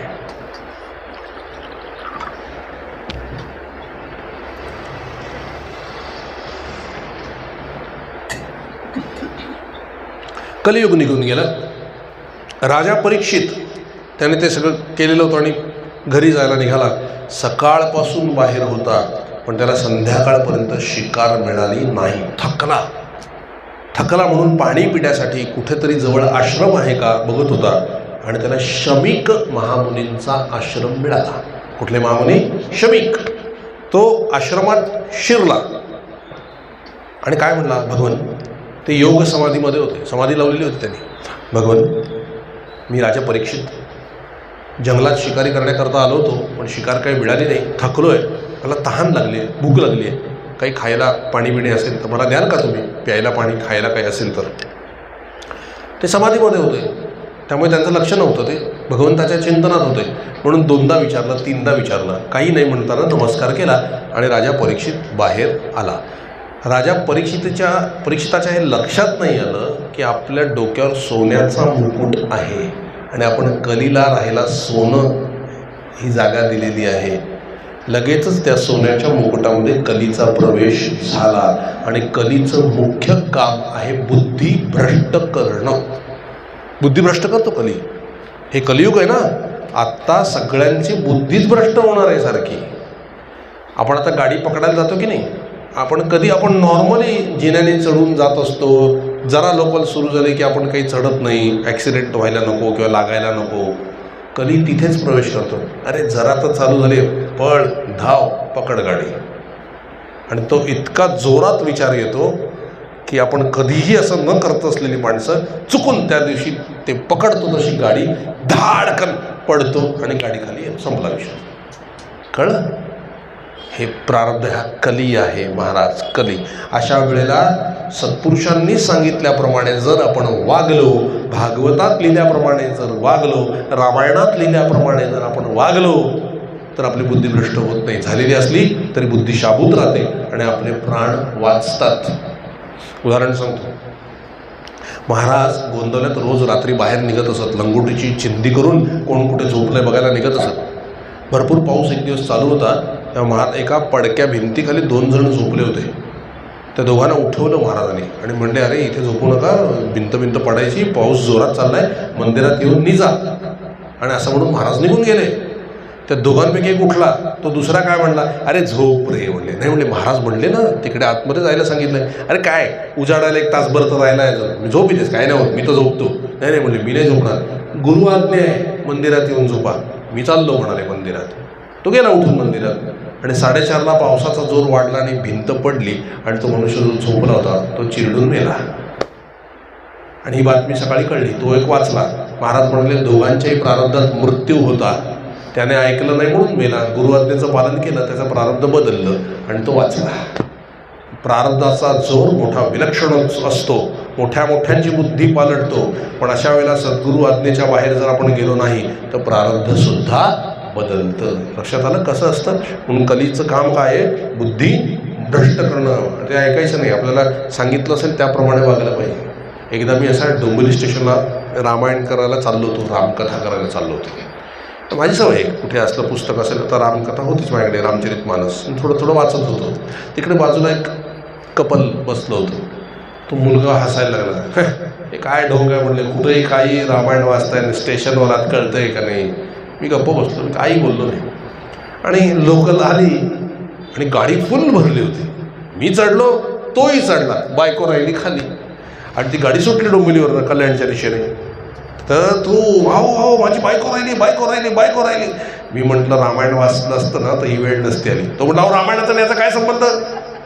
म्हटलं, रामायणामध्ये असं वर्णन आहे की ज्या वेळेला गंगा नदी पार करायची होती केवटला सांगून आणि ती बोट तयार केली केवटची, तेव्हा प्रभू श्री रामचंद्रांनी आधी सीतामय्याला बोटीत बसवलं आणि मग स्वतः बसले. तू जर हे केलं असतंस तर तुझ्यावर ही वेळ आली नसती. चुकलं म्हणले महाराज, मला असं नाही बोललं. म्हटलं, उतर ठाकूरलीला, परत जाण बायकोला घेऊन ये म्हटलं, पुन्हा चूक करू नको म्हटलं. पुन्हा म्हटलं, कसं असतं इतकं बारीक सारीक मार्गदर्शन केलेलं आहे आपल्या ग्रंथांमध्ये. कुठे कधी कोणी कसं वागायचं आणि काय करायचं आपण वाचतच नाही, आपण ऐकतच नाही. त्यामुळे प्रश्न असतात. त्याला सगळ्याचं मार्गदर्शन आहे आपल्याकडे सांगितलं आहे, सूर्य अस्त झाल्यानंतर बाहेर पडू नये, राक्षस वावरतात. काय खोटं आहे? आहेत ना राक्षस, रात्री येतात ना, निशाचर बाहेर येतात ना. रामायणात सांगितलं आहे निशाचरण म्हणून सूर्य अस्त झाल्यानंतर बाहेर पडू नये. आणि त्या मोठ्या घटना का होतात? मग आपण नियम पाळत नाही, नियम न पाळल्याने गोष्टी होत आहेत. सगळं आपल्याकडे दिलेलं आहे, कोणी कोणाशी कसं वागावं, काय करावं, कसं राहावं, सगळं दिलेलं आहे. पण ऐकतच नाही. ऐकत नाही म्हणून प्रॉब्लेम आहे. गुरुआज्ञा पाळली की प्रश्न संपला, ग्रंथांच्या आज्ञा पाळली की प्रश्न संपला, मग सुखमयच जीवन राहतं महाराज. म्हणून कली भ्रष्ट करणार आहे. म्हणून सद्गुरू सांगेल त्या आज्ञा पाळून त्याप्रमाणे वागावं, म्हणजे कलीचा जोर काही चालत नाही. तो कली त्याच्या मुकुटात बसला, सोन्याचं होतं ना ते, तो जागा झाला. आणि त्याने राजा परीक्षितीला काय सांगितलं, अरे तो ढोंगी आहे साधू, तू राजा आहेस, त्याने उठून तुझं स्वागत करायला पाहिजे होतं, तुला नमस्कार करायला पाहिजे होता. उलटं शिकवतो कली बघा. नमस्कार करायला पाहिजे होता, तुझं स्वागत करायला पाहिजे होतं, तुला काय हवं नको ते सगळं खायला प्यायला त्यांनी तुला द्यायला पाहिजे होतं. त्याने उलटं तुला न विचारता गप्प बसून राहिला. केवढा तुझा अपमान केला, राजा आहेस तू, जा कर त्याला शिक्षा. आता कलिस्वार झाला.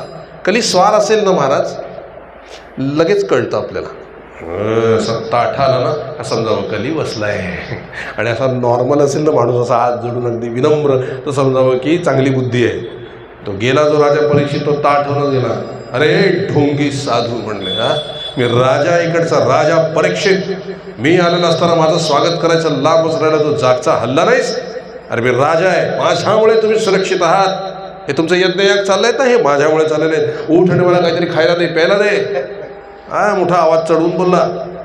शमीक महामुनी ध्यानात होते, त्यांचा काही पत्ताच नाही बाहेर काय चाललंय. त्याने 3 वेळा असे हाक मारली, उठले नाही शमीक महामुनी. मग ह्याने काय केलं, थांब म्हणलं, तुझी चांगली घमेंड जिरवतो. पण तिकडे एक मेलेला सर्प पडलेला होता, तो त्याने धनुष्याच्या टोकाने उचलला आणि शमीक महामुनींच्या गळ्यात घातला. आणि मोठ्याने विकट हास्य करून राजा परीक्षित निघून गेला. घरी गेला राजा परीक्षित. आणि घरी जेव्हा तो मुकुट काढून ठेवला आसनावर बसताना, तेव्हा कली बाजूला झाला, शुद्ध बुद्धी आली. आणि बुद्धी आल्यावर कळलं, अरे बाप रे, केवढा मोठा अपमान, अपराध आपल्याकडून घडला. कधीही संतांचा अपमान करू नये, कधी साधूंचा अपमान करू नये. त्याने आयुष्य आणि लक्ष्मी दोन्हीही कमी होतात. इकडे शमीक महामुनी तसेच बसलेले होते. शमीक महामुनींचा मुलगा शृंगी ऋषी नदीवर आपल्या मित्रांबरोबर खेळत होते. 12 वर्षांचेच होते, खेळत होते. त्यात एक मित्र धावत आला आणि म्हणाला, अरे शृंगी, कळतंय का तुला, तुझ्या वडिलांचा केवढा मोठा अपमान त्या राजाने केलाय, गळ्यात मेलेला सर्प घातलाय, बघ केवढा मोठा अपमान तुझ्या वडिलांचा केला. ते नुसतं ऐकलं आणि त्याने त्या नदीचं पाणी हातात घेतलं आणि रडत रडत, ज्या कोणी राजाने असा माझ्या वडिलांचा अपमान केलेला असेल ना, त्याला बरोबर आजपासून 7व्या दिवशी तक्षक नागाचा दंश होईल आणि तो मरेल, असं शाप देऊन टाकला. इतकंही कच्च्या कानाचं राहू नये, जाऊन चौकशी करावी, एकतर्फी गोष्ट ऐकू नये, दोन्ही बाजू ऐकाव्यात आणि मग निर्णय द्यावा. जो आधी येऊन तुमच्याकडे कंप्लेंट करतो ना, हा असा आहे तो तसा आहे, ही अशी आहे ती तसे नाही, जाऊन खात्री करा खरंच तसं आहे का. कारण प्रत्येकाला बाजू असते, प्रत्येकाला बाजू असते. एका बाजूने कधी गडबड करू नये, दोन्ही बाजू ऐकून घ्याव्यात, जे योग्य वाटतं ते करा. अरे बरोबर आहे ना. त्याने एकच ऐकलं, अपमान केला. अरे पण काय झालं होतं, तो राजा परीक्षित होता का त्याच्या डोक्यावर बसलेला कली होता, कोण होतं बघितलंच नाही. हे शाप देऊन मोकळे झाले शृंगी ऋषी आणि धावत धावत वडिलांकडे आले आणि रडू लागले. ते सर्प बिर्प बघून, मुलाचा आवाज ऐकून ध्यानातून खाली आले. कोण, शमीक महामुनी. आणि त्याला म्हणले, काय झालं, का रडतोयस म्हणले बाळा. म्हणले, बाबा तुमचा केवढा अपमान केलाय, बघा गळ्यामध्ये सर्प अडकवलाय तुमचा. तेव्हा त्यांनी बघितलं, सर्प असा काढला आणि हसले आणि काय म्हणले, अरे वा, हा विनोद माझ्याबरोबर कोणी केला, असं म्हणून सर्प फेकून दिला. तेव्हा शृंगी ऋषी गप्प झाले. गप्प का झाले माहिती आहे, अशी पण प्रतिक्रिया देता येते, चिडायलाच पाहिजे असं नव्हतं. मी माझं किती बळ वाया घालवलं आध्यात्मिक शाप देऊन, हे त्यांना कळलं. प्रतिक्रिया बदलणे म्हणजे परमार्थ.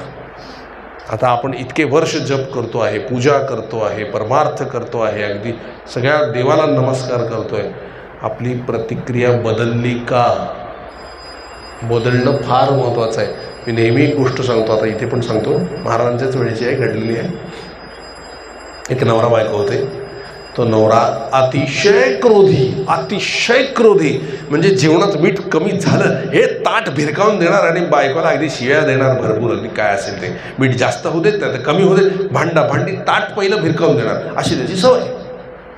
ती वैतागली. ते काय करावं, यांचा क्रोध कमी होईना, म्हणून ती महाराजांकडे गेली. म्हणजे महाराज, मी असं ऐकलंय संत संगतीमध्ये स्वभावात फरक पडतो, आमच्या ह्याला जरा तुम्ही काशीला जाताय तर जरा घेऊन जा महिनाभर तुमच्याजवळ, काय फरक पडायचा तो पडेल. बरं म्हणले, त्याला माझ्याकडे पाठवून दे. म्हणून पाठवलं आणि आले. तो आला आणि म्हटलं, काय म्हणले महाराज. महाराज म्हणले, असं करा, मी काशीला निघतो आहे म्हणले, या ना बसा ना, खुर्चीत बसा, या आहे खुर्ची बसा. श्रीराम जय राम, जय जय राम. काशीला मी चाललोय म्हणले, माझ्याबरोबर या काशीला तुम्ही.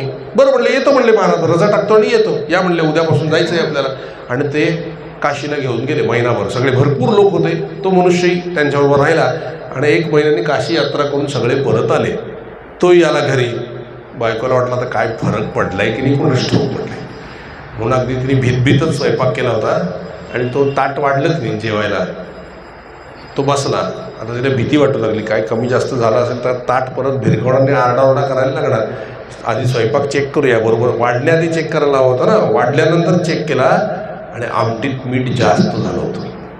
ती इतकी घाबरली, बापरे, म्हणाले आता हा ताट नक्की भिरकवणार आणि शिव्या देणार. आता काय महाराज वाचवा वाचवा. त्याने आपली पोळी घेतली, आमटीत बुडवली, खाल्ली आणि थांबला. ती घाबरली. तो काय म्हणला, अरे वा, आज आमटी समुद्र किनाऱ्यावर फिरायला गेलेली होती वाटतं. प्रतिक्रिया बदलली, तिच्या डोळ्यातून अश्रू यायला लागले. म्हणजे हे काय, तुम्ही चिडत नाहीये, ओरडत नाहीये. अगं म्हणजे एवढ्याशासाठी काय रागवायचं. संत संगतीचा परिणाम आला लक्षामध्ये. प्रतिक्रिया बदलणे नामे परमार्थ आहे. म्हणून आपला परमार्थ आपणच चेक करावा, काय बदल झाला आहे. 100 वेळा रागवत असलो मी, समजा 10 वर्षांनी 90 वेळा रागवतोय, म्हणजे 10 वेळचा राग कमी झाला तरी पुष्कळ फरक पडल्यासारखा आहे. पुष्कळ फरक पडल्यासारखा आहे. वाढायला नको आहे, ते कमी व्हायला पाहिजे. आलं की नाही लक्षात. आपण लोकांना विचारतो, काय हो कसं वाटतं माझा परमार्थ कसा वाटतं. लोकांना विचारून काय नाही, तुमचं तुम्ही चेक करा. किती शांतता वाढली, किती समाधान वाढलं, किती आनंद वाढला, हे आपणच चेक करायला पाहिजे. दुसऱ्या कोणाला विचारून उपयोग नाही. असू दे, मला काय म्हणायचं आहे, प्रतिक्रिया बदलणे म्हणजे परमार्थ. अशीही प्रतिक्रिया देता येते हे शृंगी ऋषींना कळलं. म्हणले आपण गडबड केली. मग घडलेली घटना त्यांनी शमीक महामुनींना सांगितली आणि शमीक महामुनी त्याच्यावर ओरडले, अरे वेड्या, आपण साधू लोक आहोत. आपलं हे जे यज्ञ याग चाललेलं आहे ना, हे त्या राजाच्या कृपेमुळे. राजाला विष्णू समजतात, भगवान विष्णू, त्यांच्या आश्रयाने आपण जगतोय. आणि आपलं लक्षण, साधूचं प्रधान लक्षण क्षमा आहे, शांती आहे. तू चिडलास, शाप दिलास, तुला कळतं तू काय केलं, तुझी चूक नाही. तुला परिपक्वता येण्यापूर्वी मी तुला वरदानं दिली आहेत, काही शक्ती दिल्या आहेत. ही त्याची चूक आहे, ही माझी चूक झाली आहे. मी तुला शक्ती दिल्या, तू पूर्ण झाला नाहीस अजून. पूर्ण व्हायच्या आधीच मी तुला शक्ती दिली. पूर्ण व्हायच्या आधी शक्ती देऊ नये, नाही तर गडबड करतात मुलं. आपली मुलं बिघडतात. कळतंय ना तुम्हाला मी काय म्हणतो. शक्ती आहे ती, तो पचवता आलं पाहिजे. ते पचवता आल्याशिवाय देऊ नये, नाहीतर ते गडबडच होते. म्हणून ते शमीक मुनी महामुनी काय म्हणले, माझी चूक झाली, तुझी नाही आहे. तुझी पूर्ण योग्यता येण्यापूर्वीच मी तुला शक्ती प्रदान केल्या, त्याच्यामुळे हा परिणाम झाला. असू दे, मला आत्ताच्या आत्ता राजाकडे गेलं पाहिजे, राजाला सांगितलं पाहिजे. तो धावत गेले शमीक महामुनी परीक्षित राजाकडे. तोपर्यंत परीक्षित राजा सिंहासनावर बसले होते की अरे बाप रे, हे काय मोठं पाप माझ्या हातून घडलं. तेवढ्यात सैनिक आला. राजन त्याने प्रणाम केला. काय झालं, शमीक महामुनी आले. फाडकन उठून बसला राजा आणि त्यांचं स्वागत करायला पुढे गेला. त्यांचं स्वागत केलं, त्यांना स्वतःच्या सिंहासनावर बसवलं, त्यांचे चरण प्रक्षालन केले आणि हात जोडून खाली बसला राजा आणि म्हणला, माझ्याकडून फार मोठी चूक झाली आहे, माझ्याकडून नकळत आपला अपमान घडला. अरे म्हणले, मी अंतर्दृष्टीने पाहिलंय, तुझ्याकडून घडलं असलं तरी तुझ्या डोक्यावर मुकुट आहे, तो सोन्याचा आहे आणि सोनं हे तू कलीला दिलेस. म्हणून कलियुगाकडून तुझी बुद्धी भ्रष्ट होऊन हे कर्म झालेलं आहे. पण तुला जे माहिती नाही ती माहिती द्यायला मी आलोय. इथून हे ऐकल्यानंतर माझ्या मुलाने आजपासून 7व्या दिवशी तुला तक्षक नाग दंश करून तू मरशील असा शाप तुला दिलेला आहे. चटकन परीक्षित राजा तोंडून उद्गार काय निघाले, वा मस्त झालं, तयारीचा आहे राजा की याच जन्मी माझ्या कर्माचं फळ भोगून मी संपवेल. म्हणजे पुढला जन्म असला तर मी पापाचं फळ भोगायचं काही कारण नाही, याच जन्मी भोगून संपवेल. म्हणले महामुनी, मला मृत्यूचं वाईट नाही वाटत आहे. मी असा विचार केला होता की म्हातारपणी परमार्थ करेन, आता राज्य वगैरे चालवतो आणि म्हातारपणी परमार्थ करेन. पण आता वाईट वाटतंय, मला म्हातारपणच येणार नाही आहे. त्याच्या आतच माझा मृत्यू, माझ्याकडे वेळच नाही. 7च दिवस माझ्याकडे. लाखो करोडो वर्ष तपश्चर्या केल्यानंतर भगवंताचं दर्शन होत आहे. 7 दिवसात मी काय तपश्चर्या करणार आणि काय परमार्थ करणार नाही, मला कशी भगवंताची प्राप्ती होणार. या जन्मी कदाचित मला प्राप्ती होऊ शकत नाही. शमीक महामुनी म्हणाले, काळजी करू नकोस, एक लक्षात घे, साधूंचा स्वभाव कसा असतो माहिती आहे, समाधान करणे. त्यांनी काय चटकन वाक्य वापरलं, परीक्षित तुला माहिती आहे तुझ्याकडे 7 दिवस आहेत, आम्हाला माहिती नाही आहे उद्याचा दिवस सुद्धा आमच्याकडे आहे की नाही, कधी काही होऊ शकतं, तुला तरी माहिती आहे, ह्या संधीचा फायदा घे. म्हणले करू काय, साधूचे संगती तरुणोपाय, साधूंना शरण जा, संतांना शरण जा, ते तुला मार्ग दाखवतील आणि या 7 दिवसात सुद्धा तुझा उद्धार होऊ शकेल. संतांना शरण जा, काय करू, जाऊन बस म्हणले, जंगलात जाऊन बस, एखाद्या नदीकाठी जाऊन बस, तिथे तुला साधू संत येतील आणि सांगतील काय तो उपाय. केदारनाथ आणि बद्रीनाथ जवळ शुक्ताल नावाचं एक ठिकाण आहे, त्या ठिकाणी नदी आहे आपली हरिद्वार गंगा. त्या गंगेच्या किनारी जाऊन राजा परीक्षिताने लगेच सर्वसंग परित्याग केला. आपला मुलगा जन्मेजय त्याला राज्यावर बसवलं आणि सर्वसंग परित्याग करून निघाला आणि गंगेच्या किनारी शुक्तालच्या ठिकाणी जाऊन बसले. सगळे साधुसंत तिथे गोळा झाले आणि साधुसंत गोळा झाल्यानंतर त्याने विचारलं की आता माझ्याकडे फक्त 7च दिवस शिल्लक आहेत, मी काय करू शकतो. तेव्हा त्याने सांगितलं, राजन 7च दिवस आहेत ना, 7 दिवसात भागवत कथेचं श्रवण कर, तुझा उद्धार झाल्याशिवाय राहणार नाही, तुला परमात्म्याची प्राप्ती झाल्याशिवाय राहणार नाही, भागवत कथेचं श्रवण कर. तेवढ्यात म्हणले, ठीक आहे भगवंता, हे असं विधान असेल तर मी तुला शरण आहे, मी तुझ्या आश्रित आहे, मी तुझा आहे, तू माझा आहेस आणि मी तुला शरण आहे. आता माझ्या उद्धाराचं तुझ्याकडे लागलं, आता भागवत कसं मला ऐकवायचं ही जबाबदारी तुझी. त्याच्या नावाने संकल्प केला की तो लाज राखतो महाराज, पुढची सगळी व्यवस्था त्याची असते. असं म्हणता क्षणी कोटी सूर्य समप्रभ एवढं जबरदस्त तेज असलेले एक तरुण, त्या ठिकाणी साधू संन्यासी, एकही वस्त्र अंगावर नव्हतं असे ते साधू संन्यासी म्हणजे भगवान शुक महामुनी त्या ठिकाणी प्रगट झाले. सगळ्या साधुसंतांनी उठून त्यांना नमस्कार केला. दिसायला जरी लहान होते तरी इतके वैराग्यवान होते, इतके वैराग्यशील होते की विचारता सोय नाही. एकदम वैराग्यवान. आणि व्यासांनी जे भागवत दिलं होतं ते शुकादेव त्यांचे पुत्र आहेत, शुकाला त्यांनी ते दिलेलं होतं शुक महामुनींना, तुम्ही भागवत सांगा. किती मोठा संन्यासी असला तरी त्याला भागवत प्रिय आहे महाराज. शुक महामुनी म्हणाले, तुला आत्ताच प्रार्थना केलीस ना देवाची, भागवत ऐकायचं ना, मी आलो तुला भागवत सांगायला, तू ऐक भागवत, मी सांगतो. एवढा आनंद झाला की देवावर सोपवलं की व्यवस्था होते. आपण काय होतं, आपण तुम्ही म्हणाल महाराज आम्ही असं अनेकदा सोपवलंय, काही झालं नाही. का होत नाही माहिती आहे, आपल्या वारकरी संप्रदायामध्ये एक अभंग आहे, घालोनिया भार राहिलो निश्चिंती, निरविले संत विठोबासी. आपण भार घालतो, निश्चिंत नाही होत. झालं असेल का, होईल का, महाराज करतील का, नाही, शंकाच नाही घ्यायची. महाराज सोपवलं तुमच्यावर, तुम्ही बघा, संपला विषय आपला. पुन्हा त्या विषयाची चर्चा करायची नाही. मग बरोबर महाराज बघतात लक्षात आलं तुमच्या, हे असं सोपवणं आहे. त्यांनी सोपवलं होतं आणि मग म्हणले हरकत नाही, मी आलो एक कथा सांगायला, बैस म्हणले. आणि मग मोठ्या आसनावर शुक महामुनी बसले. आजूबाजूला अगदी दाटी झाली सगळ्या संतांची आणि मुख्य श्रोता परीक्षित राजा त्या ठिकाणी बसले. यांनी पोथी उघडली, तेवढ्यात इंद्रादिक सर्व देवता त्या ठिकाणी आले आणि शुक महामुनींना काय म्हणले, हा भागवत ग्रंथ आम्हाला द्या, आम्ही स्वर्गात जाऊन वाचतो, त्याच्या मोबदल्यात हे अमृत आहे आमच्याकडे, हे परीक्षित राजाला द्या. म्हणजे तक्षकाने दंश केला तरी परीक्षित राजा मरायचा नाही, तो जिवंत राहील. शुक महामुनी हसले. ते काय म्हणले, हे असं मी घरी जाऊन वाचेन आणि स्वर्गात जाऊन वाचेन, हे अनअधिकारी आहात तुम्ही भागवताला. जिथं भागवत चालू असतं तिथं जाऊन ऐकावं तरच ते पुण्य लागतं, नाही तर लागत नाही. कळतं काय म्हटलं मी? हां, त्यामुळे म्हटलं ते तिथं जाऊन आणि असं नाही, तुम्ही अनधिकारी आहात आणि त्याच्या मोबदल्यात काय देतं हे अमृत. कुठपर्यंत काम करणार हे अमृत? मग शरीर जिवंत राहील जास्तीत जास्त 4 युग झाल्यानंतर जेव्हा सृष्टीचा प्रलय होईल तेव्हा जाणारच ना. भागवत हे असं अमृत आहे, मरणाची भीतीच काढून टाकली. मजला केले अमर, मग खऱ्या पद्धतीने अमर व्हाल. मरणाची भीतीच गेली की संपला ना विषय. महाराज शरीर राहिलं काय गेलं काय फरक पडतो. म्हणून भागवत हे तुझ्या अमृतापेक्षाही श्रेष्ठ आहे. जा तुझ्या स्वर्गात जाऊन बस. ऐकायचं असेल तर इथं ये, नाही तर घरी जा.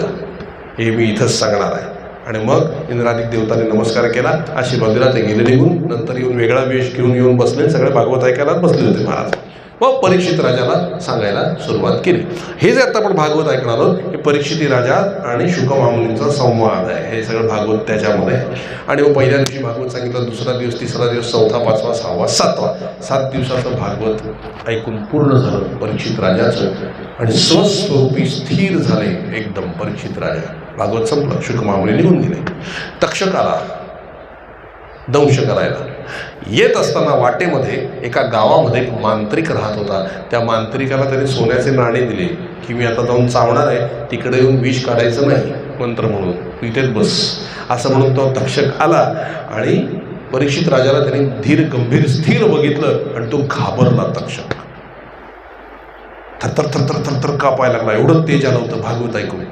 त्याने हात जोडले आणि म्हणले, विधिविधानाप्रमाणे मी आपल्याला दंश करायला आलो आहे, पण मला तुमची भीती वाटते, मी तुम्हाला दंश करू की नको हे राजा परीक्षित मला उत्तर द्या. राजा परीक्षिताने डोळे उघडले आणि काय म्हणले, कोण परीक्षित? मी भगवान श्रीकृष्ण आहे, मी कृष्ण स्वरूप झालो आहे भागवत ऐकून. परीक्षित या शरीराचं नाव असेल, मी हे शरीर नाही आहे, मी आत्मा आहे, प्रभू श्री कृष्णाचा अंश आहे. दंश कर नाही तर नको, मला नाही फरक पडत. कळलं? मरणाची भीती गेली, देहबुद्धी गेली. त्या तक्षकाने दंश केला महाराज. आणि आपण आपले कपडे काढून फेकावे तसं परीक्षिती राजाने ते शरीर काढून फेकलं. ताबडतोब त्याला भगवान श्रीहरी विष्णूंचं चतुर्भुज रूप प्राप्त झालं. वैकुंठातून भगवान श्रीहरींचं विमान आलं, त्यामध्ये भगवान परीक्षित बसले आणि भगवंताच्या गोलोक धामाला परीक्षित राजा निघून गेला. अशा प्रकारे परीक्षिती राजाचा उद्धार 7 दिवसाचं भागवत ऐकून झालं. ही कथा सूतजी शौनकजींना सांगतायत. एवढे आनंदी झाले शौनक महर्षी, डोळ्यातून असे गळगळाश्रू वाहत आहेत, आनंद घेत आहेत. म्हणले आता मला भागवताचं महात्म्य पटलं, पण आता भागवत म्हणजे काय, या भागवताचे ऋषी कोण आहेत हे सगळं मला सांगा. प्रत्येक ग्रंथाला एक ऋषी असतात, तसं भागवत कथेचे कोण ऋषी असतील? नारद महर्षी आहेत. व्यासांनी ते लिहिलंय आणि शुक महामुनींनी त्याचा प्रचार आणि प्रसार केलाय. शुक महामुनींनी ते सांगितलंय, म्हणून याला शुक भागवत असंही म्हणतात. भागवत महापुराण जे आहे त्याला शुकशास्त्र असंही म्हणतात. त्याने विचारलं, मग आता भागवत म्हणजे काय, नेमकं काय आहे भागवत मला सांगा. आता पूर्ण एकाग्र लक्ष करून ऐका. आता वेदांत सुरू होईल. 2रा स्कंद पहिला संपला, त्यामध्ये नारदांची कथा आलेली आहे छोटीशी, ते काय एवढं हे नाही आहे. 2ऱ्या स्कंदामध्ये आपण जाऊ. नारदांची कथा म्हणजे ते आपल्यासारखेच मनुष्य होते, नामस्मरणाने ते देवर्षी नारद झाले, ही ती कथा आहे, बाकी काही नाही. आता ते म्हणले भागवत म्हणजे काय. 10 लक्षणं आहेत भागवताची, समजली नाहीत तरी नीट ऐकून ठेवा. हां, कुठली 10 लक्षणं आहेत? सर्ग, विसर्ग, स्थान, पोषण, उती, मन्वंतर, ईशानुकथा, निरोध, मुक्ती आणि आश्रय. झाली 10 तत्व. सर्ग, सर्ग म्हणजे एखादी वस्तू अस्तित्वात असणे. विसर्ग म्हणजे त्याचा विस्तार होणे. स्थान म्हणजे एका मर्यादित जागे जाऊन त्याचा विस्तार थांबणे. पोषण, आता थांबलंय म्हणल्यावर ती जेवढं आहे त्याच्या पोषणाची जबाबदारी पाहिजे की नाही, त्याला पोषण. सर्ग, विसर्ग, स्थान, पोषण, उती. आता पोट भरल्यानंतर वासना निर्माण होतात, अमका हवं अमकं नको, या वासनांना उती म्हटलंय. सर्ग, विसर्ग, स्थान, पोषण, उती. मन्वंतर, ह्या ज्या वासना ज्या कालावधीमध्ये पूर्ण केल्या जातात त्यांना मन्वंतर असं म्हटलेलं आहे. सर्ग, विसर्ग, स्थान, पोषण, उती, मन्वंतर. ईशानुकथा, मग तो जो कालावधी आहे त्या कालावधीमध्ये मनोरंजन पाहिजे ना, नुसतं असून काय करणार आहे. पण लोकांचं ईश्वराच्या कथेने मनोरंजन करून त्यांना आत्म्याकडे वळवणं, हा जो कथा ईश्वराच्या कथा आहे त्याला ईशानुकथा म्हटलंय. या ईशानुकथा ऐकल्यानंतर काय होतो, आपोआप निरोध होतो. निरोध होतो याचा अर्थ विचार शून्य अवस्था येते. अनेक विचार आपल्या डोक्यात चाललेले असतात, भागवत ऐकल्यानंतर थोड्या वेळासाठी का होईना ते शांत होतात. निरोध, ईश्वरी कथा ऐकल्यानंतर विचार शांत होतात, निरोध. आणि विचार डोक्यातले थांबले की आपल्याला मुक्ती मिळते, तीच ही मुक्ती आहे. सर्ग, विसर्ग, स्थान, पोषण, उती, मन्वंतर, ईशानुकथा, निरोध, मुक्ती. आणि या 9 गोष्टी ज्याच्या ईश्वराच्या आश्रयाने चालतात ते आश्रय तत्व भगवान श्रीहरी आहेत. श्रीहरीच्या कृपेनेच हे सगळं चाललेलं असतं. या 10 लक्षणांमध्ये अख्खं भागवत आलेलं आहे. सर्गापासून ते आश्रयापर्यंत सगळ्या गोष्टी भागवतामध्ये आलेल्या आहेत. तर मन्वंतर म्हणजे काय असतं, कालावधी, ते तुम्हाला थोडं सांगतो. कालावधीचा प्रकार काय आहे. 2 परमाणूंचा एक अणू होतो. कळलं? 2 परमाणूंचा एक अणू होतो. 3 अणूंचा एक त्रसरेणू होतो. त्रसरेणू म्हणजे ते कौलारू घरातून ते झरोखा येतो माहिती आहे, सूर्यप्रकाशाचा कण दिसतात ना, त्यात ते बारीक बारीक कण असतात ना, त्याला त्रसरेणू म्हणतात. या त्रसरेणूला सूर्याच्या किरणांना ओलांडून जायला जेवढा वेळ लागतो त्याला त्रुटी म्हणतात. त्रुटीच्या 100 पट काळाला वेध म्हणतात. वेधांच्या असे 3 वेध म्हणजे एक लव, असे 3 लव म्हणजे एक 15 लव, 3 लव म्हणजे एक होतो, एक घट होतो त्याचा. ठीक आहे. 15 काष्ठांची एक नाडिका होते. असं ते पुष्कळ विस्तार आहे त्याचा. कोणाचा काय कोणाचा काय. 3 लवाचा एक निमिष, 3 निमिषांची एक क्षण, 3 क्षणांचा एक घटक, 3 क्षणांचा एक काष्ठा, 15 काष्ठांचा एक लघु.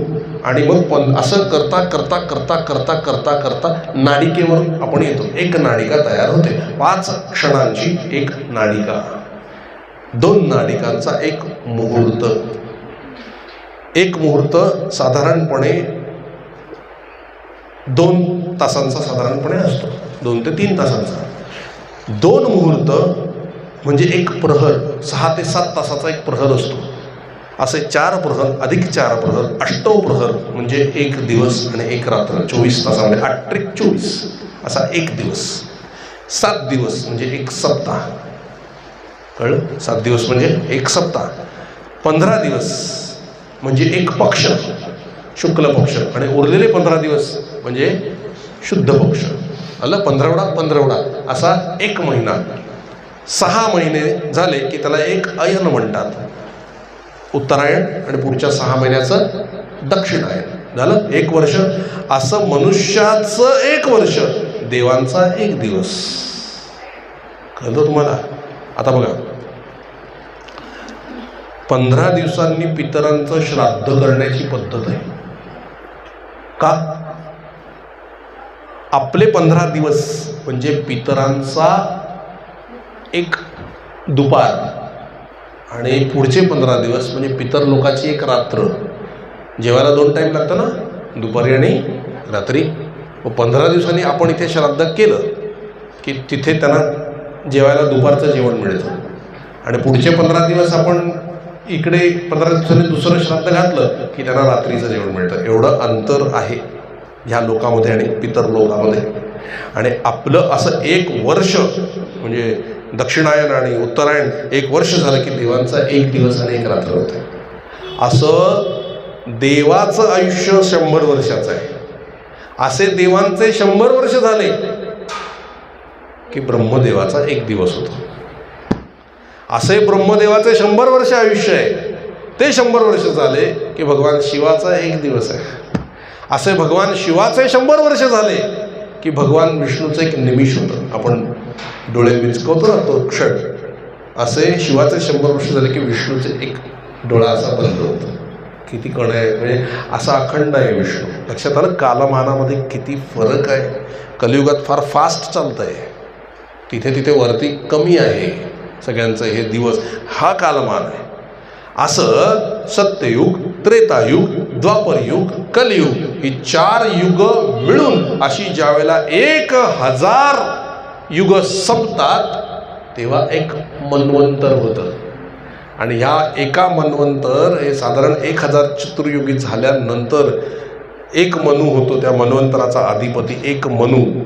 तो साधारणपणे एवढे वर्ष 14 मनू झालेले आहेत. आत्ताच्या मन्वंतराचा अधिपती कोण आहे माहिती आहे काय तुम्हाला? आधीचा कोण होता? आधीचा स्वयंभू मन्वंतर चाललेलं होतं. आणि आत्ता वैवस्वत मन्वंतर चाललेलं आहे. चाक्षुष मन्वंतर होऊन गेलेलं आहे. लक्षात आलं तुमच्या? असे ही मन्वंतर आहेत. आत्ता वैवस्वत मनू आपल्याकडे चाललेला आहे. नुसतं ऐकून ठेवा, हे सगळं एवढा कालावधी आहे. म्हणून एकदा असं वर्णन आहे की बाबा बेलसरे जपाला बसले होते तेव्हा डॉक्टर पाथरकर हे जे महाराजांचे भक्त आहेत की नाही, ते गेलेले होते. ते ट्रान्समध्ये बाबा बेलसरे गेल्यानंतर ते डॉक्टर पाथरकर आले आणि ते काय म्हणाले बाबा बेलसरेंना, काय गुरु कसं चाललंय जप? ते म्हणले मस्त चाललंय. ते काय म्हणले माहिती आहे, चांगला चाललाय तुमचा जप. आमच्या लोकांमध्ये आम्ही जिथे आहोत म्हणाले तिथे अनुसंधानात्मक जप असतो, असा शब्दात्मक नाही आहे. आणि तुमच्याकडचे 4 दिवस म्हणजे आमच्याकडची 10 मिनिटं आहेत. लक्षात आलं अंतर? मग ह्याने विचारलं महाराज आहेत का तिथे? म्हणले महाराज आमच्यापेक्षा खूप वर आहेत. हे आहेत हा लोक महाराज, आपल्याला वाटतं हे नुसतं पुस्तकावर नाही, हे लोक आहेत. म्हणून महाराजांनी पण एकदा म्हटलं होतं की डॉक्टर पाथरकर आणि भाऊसाहेब केतकर अशा ठिकाणी आहेत, एवढ्या आनंदामध्ये आहेत की तुम्ही कितीही खाली बोलवलं तरी ते खाली येणार नाही. कशाने? जपानी आहेत ना लोक. मग अशा अखंड आनंदमयी अवस्थेला जर आपल्याला जायचं असेल ना महाराज, ह्याच उपाय आहे. श्रीराम जय राम जय जय राम. हे शरीर सोडून त्या आनंदी अवस्थेला जायचं असेल तर हाच उपाय आहे महाराज. हे सगळं भागवत सांगतंय की एवढा तो कालावधी आहे आणि त्या कालावधीमध्ये ह्या सगळ्या गोष्टी येतात. याला म्हणतात मन्वंतर. मन्वंतर म्हणजे कालावधी. आता काय चाललंय? कलियुग चाललंय. ह्या कलियुगाची 5.5 लाख वर्षाचं कलियुग असते, त्यातले आता फक्त 5,500 संपलेले आहेत. आणि ह्या कलियुगामध्ये पण उप असतात, म्हणजे या कलियुगामध्ये पण सत्ययुग असतं, त्रेतायुग असतं, द्वापरयुग असतं, कलियुग असतं. जेव्हा कलियुगातलं कलियुग सुरू होईल ना महाराज, ते फार भयंकर असेल. ते म्हणजे असं वर्णन आहे भागवतामध्ये की तेव्हा कमालीचं आयुष्य माणसांचं हे 20 वर्षांचं असेल आणि सगळे रोगग्रस्त असतील. 2-2 फुटाची माणसं असतील त्यावेळेला. 6 फुटाचा माणूस बघितला म्हणजे तो जुना असतो, आता नाही आहे. नंतर 2-2 फुटाची माणसं आजारी असतील आणि मॅक्झिमम आयुष्य 20 वर्षांचं असेल. आणि बघा तुम्ही आजूबाजूला नजर टाका, तुमच्या लक्षात येईल कलियुग येत आहे का नाही. विशेषतः ज्यांचं बारीक लक्ष असेल त्यांच्या लक्षात येईल कोरोना नंतरचा काळ बदलला आहे. सूक्ष्म लक्ष ज्यांचं असेल त्यांच्या लक्षात येईल कलियुग झपाट्याने वाढत आहे. हे नामस्मरणात राहिल्यानंतर बरोबर कळतंय बघा. तर याला म्हणतात मन्वंतर. ही 10 लक्षणं सांगितली. मग त्यांनी विचारलं की भगवान हे जगाची निर्मिती कशी झाली, देव कुठून निर्माण झाला आणि आम्ही कसे निर्माण झालो आणि आमचा देवाचा संबंध काय? ते म्हणले सांगतो. याच्यामध्ये 4 श्लोकांचं भागवत आहे खरं मूळ भागवत. चतुश्लोकी भागवत त्याला म्हणतात. आणि या 4 श्लोकांचा विस्तार व्यासांनी 18,000 श्लोकात केलाय. ते हे भागवत आहे. ते 4 श्लोक फार महत्वाचे आहेत. कसे आहेत ते मी तुम्हाला नंतर सांगतो. आता आपण आधी प्रक्रिया बघूया. ते म्हणले आधी काहीही नव्हतं, निर्गुण निराकार परमात्मा म्हणजे केवळ पोकळी, काहीच नाही आहे. मग म्हटले देवाला प्रश्न पडला मी आहे का नाही. बघा नामाचं महत्त्व कसं असतंय. मी आहे का नाही कळणार कसं? आता मला कसं कळणार मी आहे का नाही? आता आवाज येतोय ना माझा म्हणजे मी आहे, बरोबर. म्हणून म्हणाले देवाने ध्वनी प्रगट केला स्वतःतून की मी आहे का नाही कळायला. तो ध्वनी म्हणजे ओंकार म्हणजे नाम. लक्षात आलं तुमच्या? म्हणजे देवाला सुद्धा स्वतःचं अस्तित्व कळवून घेण्याकरता गरज कोणाची भासली? नामाची. कळलं? नामातूनच देवाची उत्पत्ती आणि नामातच त्याचं विसर्जन. म्हणजे सगळ्यात मुख्य काय असेल तर ओंकार म्हणजे नाम. याचं उदाहरण सांगतो. आपण प्रत्येकजण ओंकारातच आहोत. मी म्हटलं ना आपण आत्मा आहोत, आपण देव आहोत. प्रूफ काय? बघा तुम्ही, आपण आजारी पडलो की एक विशिष्ट आवाज काढतो सगळे.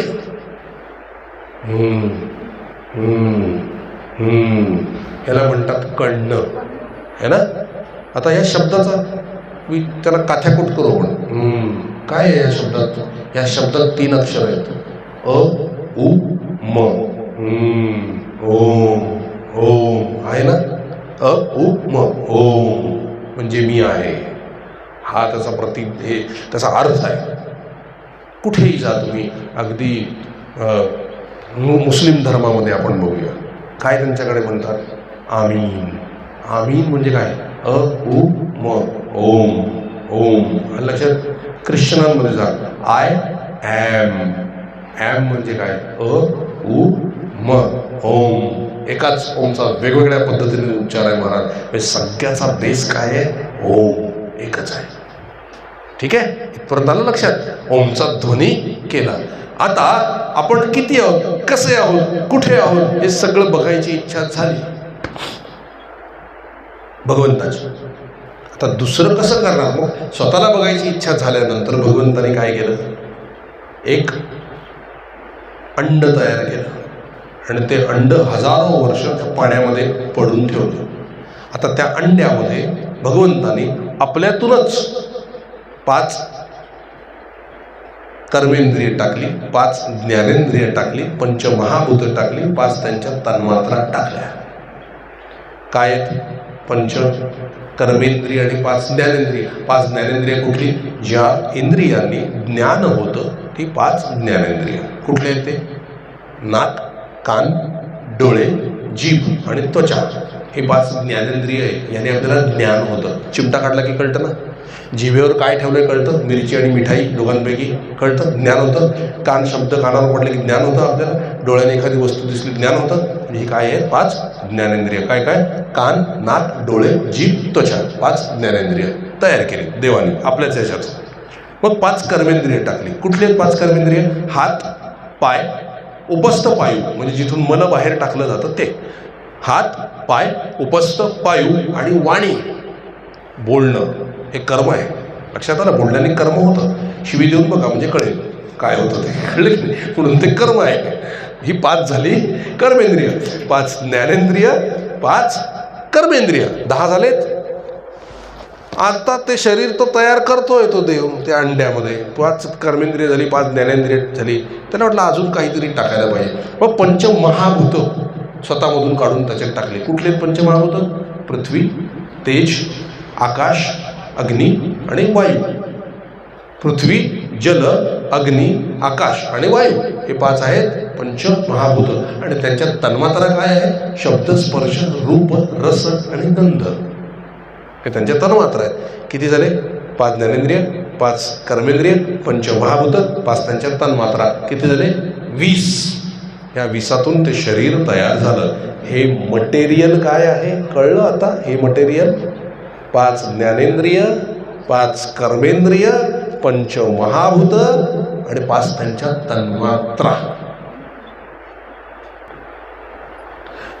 तन्मात्रा सुद्धा विशेष आहेत. पृथ्वीची तन्मात्रा काय आहे? गंध, रूप, रस, गंध. म्हणजे शब्द, स्पर्श, रूप, रस, गंध. ज्या वेळेला आपल्याकडून खूप नामस्मरण होतं तेव्हा आपल्यातलं पृथ्वी तत्व थोडं सूक्ष्म होतं. त्यावेळेला महाराजांच्या समाधीचा सुगंध आपल्याला येतो. हे अनुभव येतात. हे अनुभव घ्या.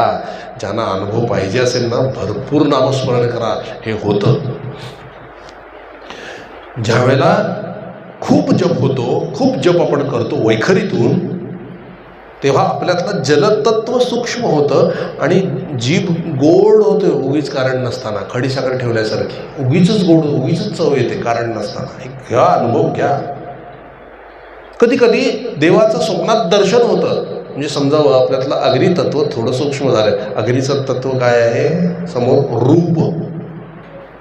वायूचं तत्व काय? स्पर्श. कधी कधी एकदम महाराज जवळ आल्यासारखे हात भासतो महाराजांचा. आपल्याला असा हात लावून गेले महाराज आपल्याला, ते वायू त्याचं हे आहे स्पर्श. आणि कधी कधी आवाज ऐकायला येतो महाराजांचा गोड. कोणीतरी उगीच श्रीराम म्हणून जातं आजूनी बाजूनी, आपल्याला वाटतं महाराज आहेत. याचा अर्थ आपल्यातलं आकाश तत्व सूक्ष्म झालंय. शब्द कानात ऐकायला येतात. लक्षात आलं तुमच्या? पृथ्वी, जल, आकाश, अग्नी आणि वायू, शब्द, स्पर्श, रूप, रस, गंध या 20 तत्वांनी हे शरीर बनलं आहे. उद्या जर कोणी विचारलं की हे शरीर म्हणजे काय मटेरियल आहे, सांगता आलं पाहिजे. 5 ज्ञानेंद्रिय, 5 कर्मेंद्रिय, पंचमहाभूत आणि 5 त्यांच्या तन्मात्रा हे 20 मिळून हे शरीर म्हणजे बॉडी तयार झालेली आहे. हे आपण नाही आहोत. मनुष्य शरीर तयार झालंय आत्ता. म्हणून बघा, कोणी हॉस्पिटलला ॲडमिट झालं की आपण म्हणतो अहो तुम्हाला कळलं का कुलकर्णी ॲडमिट आहेत. बरं, थोड्या वेळाने बातमी येते कुलकर्णी गेले. ठीक आहे. मग आपण असं विचारतो का कुलकर्ण्यांना घरी आणलं का बॉडी आणली का? म्हणजे कुलकर्णी कोण होते? जे आत राहत होते ते बाहेर पडले. म्हणजे कुठलं निराळं तत्व आहे. आपण म्हणतो बॉडी घरी आणली का, इथेच कळतं आपण बॉडी नाही. लक्षात येतं तुमच्या? क्लिअर झालं? आपण आत्मा आहोत, सोल. कसं ते सांगतो, ही 20 तत्व तयार केली तरी ते शरीर हलेना डुलेना चालेना. भगवंताने तयार केलं खरं, पण शरीरच हलत नाही, डुलत नाही, चालत नाही. काय करायचं मग? म्हणजे हार्डवेअर तयार झालं, सॉफ्टवेअर नाही आहे. हार्डवेअर आणि सॉफ्टवेअरमध्ये काय फरक आहे? ज्याला हात लावता येतो ते हार्डवेअर, ज्याला हात लावता येत नाही ते सॉफ्टवेअर. सिम्पल. ठीक आहे. म्हणजे हे शरीर चालवायला काहीतरी तत्व पाहिजे ना. मग सूक्ष्म शरीर तयार केली देवाने 4: मन, बुद्धी, चित्त आणि अहंकार. हे 4 ड्रायव्हर्स म्हणतात, ते टाकलीत. याला म्हणतात सॉफ्टवेअर. हे सूक्ष्म तत्व टाकली त्या शरीरात, तरीही शरीर हललं नाही, बोललं नाही, चाललं नाही. आता काय करणार? हार्डवेअर आलं, सॉफ्टवेअरवालं झालं, कॉम्प्युटर चालवायला पाहिजे ना. मग लक्षात आलं, चालवणारा पाहिजे. ऑपरेटर कुठे आहे? बरोबर की नाही? हार्डवेअर आलं, सॉफ्टवेअर चालवणारा पाहिजे ना. जड शरीर आलं, जड शरीर म्हणजे मी सांगितलं तुम्हाला बॉडी. सूक्ष्म शरीर आलं, मनबुद्धी चित्त अहंकार. आता देवाने विचार केला की हे अजूनही हलत नाही, बोलत नाही, चालत नाही. मग देवाने असा स्वतःतला एक अंश काढला. किती तत्व झाली बघा, हे 20 आणि हे 4 किती झाले? 24. मग देवाने स्वतःतलं 25वं तत्व काढलं आणि त्यात टाकल्या बरोबर ते शरीर हालचाल करायला लागलं. परमात्मा, त्याला म्हणायचं आत्मा. कळलं? 25वं तत्व. आता कळलं आपण कोण आहोत? आपण प्रवेश करतो, निघून जातो, उरते बॉडी. लक्षात आलं तुमच्या? म्हणजे आपण कधी मरत नाही. आपण इथून शिफ्ट होतो दुसऱ्या बॉडीमध्ये, दुसऱ्या बॉडीतून तिसऱ्या बॉडीमध्ये. आपण कधीच मरत नाही. मरतं ते शरीर आहे, शरीर बॉडी आहे. थोडक्यात आपण बॉडी सोडतो, दुसऱ्यामध्ये प्रवेश करतो. आलं तुमच्या लक्षात? हेच अर्जुनाला भगवान सांगतायत. आणि ह्या बॉडीला काय म्हणतात? पार्थिव. पार्थिव म्हणतात ना.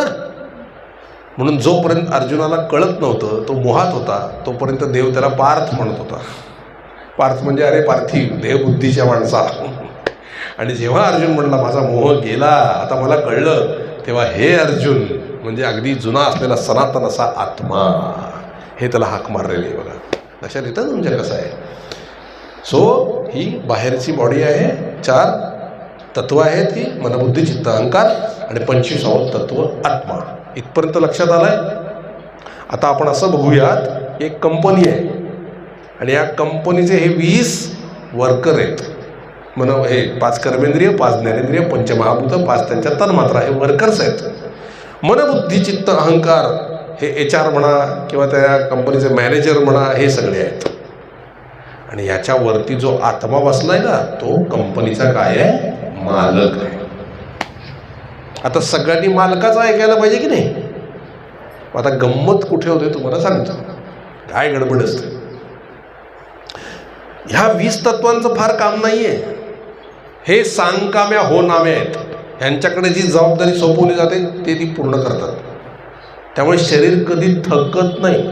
कधी का त्याला माहितीच नाही आहे आपण थकतोय का काय, आपल्याला आराम येतोय, त्याला माहितीच नाही आहे. ते तुम्ही वापराल तसं वापरलं जातं. मग ही कल्पना कोण देतं? हे 4 लबाड आहेत. त्यातलं पहिलं लबाड फार महत्त्वाचं आहे, मन. या मनबुद्धीची कार्य सांगतो तुम्हाला. मन, बुद्धी, चित्त आणि अहंकार. मनाचं काम कुठल्याही गोष्टीची जाणीव करून देणं हे मनाचं काम आहे. आज खूप थकलो. हा थकलाय का? मन थकलंय का? मन नाही थकत, पण जाणीव काय करून देतो? मी थकलोय. मग आपल्याला शरीर पण असं वाटायला लागलं की हा थकलोय. शरीर थकत नाही, मन खोटी जाणीव करून देतो तुम्हाला. लक्षात घ्या तुम्ही. कारण त्याच वेळेला एखादा आनंदाचा प्रसंग आला की आपण धावत त्या आनंदाच्या प्रसंगात जातो की नाही? आता किती आपण समजा असा विचार करू, नुसता विचारच करू आपण की आता खूप थकलो, वर चढून आलो, आता दमलो मी, बरं का, आता नाही मला चालता येणार नाही, उठताही येणार नाही. तेवढ्यात कोणतरी सांगितलं ते राजकारणी लोक येत आहेत खालती आणि 10,000 रुपये प्रत्येकाला फ्रीमध्ये वाटत आहेत. ताबडतोब जाऊ की नाही आपण? किती थकलेलं असेल, कोण सोडतंय फुकटचं? तेव्हा कुठे गेला थकवा? म्हणजे हे मन काय सांगतं, अरे जा खाली घेऊ दे ते पैसे. म्हणजे आपल्याला शरीराची जाणीव कोण करून देतं? महाराज, मन. लक्षात आलं तुमच्या? मनाचं काम आहे संकल्प आणि विकल्प, एवढंच मनाचं काम आहे. म्हणजे आता जरा चहा प्यावासा वाटतोय. हे कोण सांगतंय? मनाला ठेवता येतंय का? नाही. मनाने फक्त ऑर्डर एक मनात आणली, चहा प्यावासा वाटतोय, प्यायचा की नाही डिसिजन नाही घेऊ शकत मन. डिसिजन घेण्याचं काम आहे बुद्धीकडे. बुद्धीकडे ती फाईल येते, चहा प्यावासा वाटतोय, मग बुद्धी ठरवते की नाही प्यायचा किंवा प्यायचा आहे. मग ती बुद्धी सर्टिफाय करते ना, हा प्यायचा आहे. मग ती फाईल कोणाकडे जाते? अहंकाराकडे. चित्तामध्ये काय होतं? चहा प्यायचा हे डिसिजन झालेलं आहे अशी नोंद होते, तिकडे कम्प्युटरवर नोंद होते की चहा प्यायची इच्छा झाली आहे, बुद्धीची संमती मिळालेली आहे. नीट ऐका चित्ताचं काम कसं आहे. तेवढं रेकॉर्ड मेंटेन करतंय फक्त चित्त. मग ती फाईल कोणाकडे पास होते? रेकॉर्ड झाल्यावरती अहंकाराकडे, कारण अहंकाराकडे ताकद आहे. मग तो अहंकार काय म्हणतोय? ओके चहा प्यायचा आहे का? मग तिथून ऑर्डर पास होते या खालच्या वर्कर लोकांकडे, हात पाय वगैरे सगळ्यांकडे, की जा उठा आणि चहा करा, अमकं करा. मग ते पाय जातात किचनकडे, हात जातात भांड्यांकडे, गॅस पेटवतात, ते चढतंय, पाणी होतंय, ते काय काय टाकतंय, चहा तयार होतो. वर्कर्सनी रेडी केलं आहे प्रोडक्ट. ओके. वर्कर आता काय करणार? आनंद कोणाला हवा आहे? ज्या मनाने शहाणपणा केला होता त्याला हवा आहे, पण त्याला स्वतःला काही करता येतंय नाही. मग ते काय तिकडनं ऑर्डरही पास होतात की ते घोट घे, चहाचा घोट घे. त्या शरीराला चवना ढवते, अशी काही कळत नाही हा शरीराला. ते फक्त चहा पितं. चहा प्यायल्यानंतर आहा किती मस्त वाटतंय. हे कोण म्हणतंय? मन. लक्षात येतंय का? बघा कामं कोणी केली आहेत? खालच्या 20 लोकांनी कामं केलेली आहेत. मजा कोण घेतंय? मन. मग मनात चहा मस्त झालाय, मग ते बुद्धीला हा खरंच मस्त झालाय, मग ते चित्तामध्ये ओके फाईन मस्त झालेला आहे चहा, अहंकाराने सुखावतोय. ह्याच्या थ्रू भोगतंय कोण? आत्मा. त्याचा त्या चहाशी काही संबंध आहे का? यांनी केला त्यांनी प्यायला त्याला मस्त वाटतंय. माझा आणि त्या चहाचा काही संबंध आहे? आत्म्याचा म्हणजे आपला आणि चहाचा काही संबंध आहे का? बघा हे परस्पर बाकीच्या चोरांनीच ठरवून सगळे उद्योग चाललेले आहेत. लक्षात येतं तुमच्या? खेळ कळला? आता बघा कसं असतं, जे काही कर्म आपल्याकडनं होतात त्याला आपली परमिशन लागते. आत्मा असावा लागतो. आत्मा जर निघून गेला तर राहणार आहे का मन? चहा पिल का ते? ते म्हटलं ना आत्मा निघून गेला की काय उरतंय? मग चहाचा संबंध राहतो का? नाही. तो आत्मा असेल तरच चहा पाणी बाकी सगळ्याचा संबंध येईल. म्हणजे आपलं जे काही आपण काय करतो माहिती आहे? आपण साक्षी आहोत सगळ्या कर्माचे. चहा ठरवतायत ते, करतायत ते, पितायत ती सगळी मंडळी, मी फक्त साक्षी भावाने पाहतोय. कधीतरी प्रयोग करा. रस्त्यात चालताना फक्त असा विचार करा की माझे पाय चालतायत आणि मी साक्षीत्वाने त्याकडे बघतोय. लगेच तुम्हाला कळेल की हां शरीर चालतंय, मी तर बसतोय, मी काहीच नाही करत आहे. बघा एकदा हे प्रयोग करून. ओके. म्हणजे मनाचं काम संकल्प विकल्प, बुद्धीमध्ये त्याची डिसिजन देण्याची ताकद, चित्तामध्ये त्याची नोंद होते, अहंकार ताकद देतं आणि ती 20 तत्व कामाला लागतात. आता अजून थोडं पुढे जाऊ आपण. कसं असतं बघा, कर्म कळलं कसं होतं. आता हे समजा शरीर आहे, हे झालं मन, बुद्धी, चित्त, अहंकार आणि हा आहे आत्मा. याचा काही संबंध आहे का या देहाशी, या चौघांशी? याचा काही संबंध आहे? हा सेपरेट आहे, बरोबर. पण याला वेष्टन पडलंय मनबुद्धी चित्त अहंकाराचं. कुंडाळलंय मनबुद्धी चित्त अहंकाराने, वेष्टन घातलंय, बंधन घातलंय या आत्म्याला. म्हणजे आता शरीरातून आत्मा निघणार, तो असा निघतो, असा प्रवेश करतो, असा निघतो, असा प्रवेश करतो. ठीक आहे. म्हणजे तो या चौघांसकटच जातो, बरोबर. आता एखादा जीवनाला कंटाळला, त्याला आत्महत्या करावीशी वाटली. मन आहे, बुद्धी आहे, चित्तात असलेल्या सगळे जे रेकॉर्ड असतात ना आपले, तेच असे मधून वर येतात. आपण म्हणतो ना असे विचार काय येत आहेत, असे विचार काय येत आहेत, ते चित्तातल्या कर्मांमुळे येत आहेत. आणि त्या विचारांच्या नादी लागून आणि मनाच्या नादी लागून बुद्धीचं डिसिजन घेऊन आत्महत्या केलीत तर काही फरक नाही आहे. हेच भोग तुम्हाला पुन्हा भोगायचे आहेत. कारण शरीर सोडलंय तुम्ही, दुसऱ्या शरीरात गेलात, पण रेकॉर्ड मेंटेनच आहे तिथे अजून. त्यामुळे ते विचार त्याही शरीरात पुन्हा येणार आहेत तुम्हाला. आणि उलट हे जे शरीर तुम्ही ईश्वराच्या इच्छेने सोडलं नाही आहे, स्वतः घातलं, म्हणून ह्या शरीरात ते भोगसुद्धा पुन्हा भोगायचे, कारण ती आत्महत्या पण रेकॉर्ड झाली आहे. लक्षात आलं? म्हणजे हा जन्म तुम्हाला पुन्हा भोगायचा आहे, 3 वेळा भोगावा लागतो शिक्षा म्हणून, लक्षात घ्या.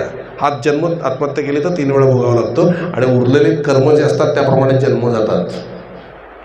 लक्षात आलं तुमच्या?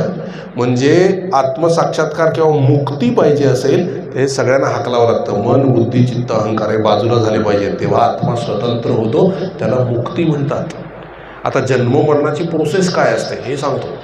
सगळं रेकॉर्ड कुठे आहे? चित्तात. चित्त म्हणजे एखादी कॉम्प्युटरची चिप आहे असं समजा तुम्ही, छोटीशी, त्याच्यामध्ये सगळं रेकॉर्ड आहे.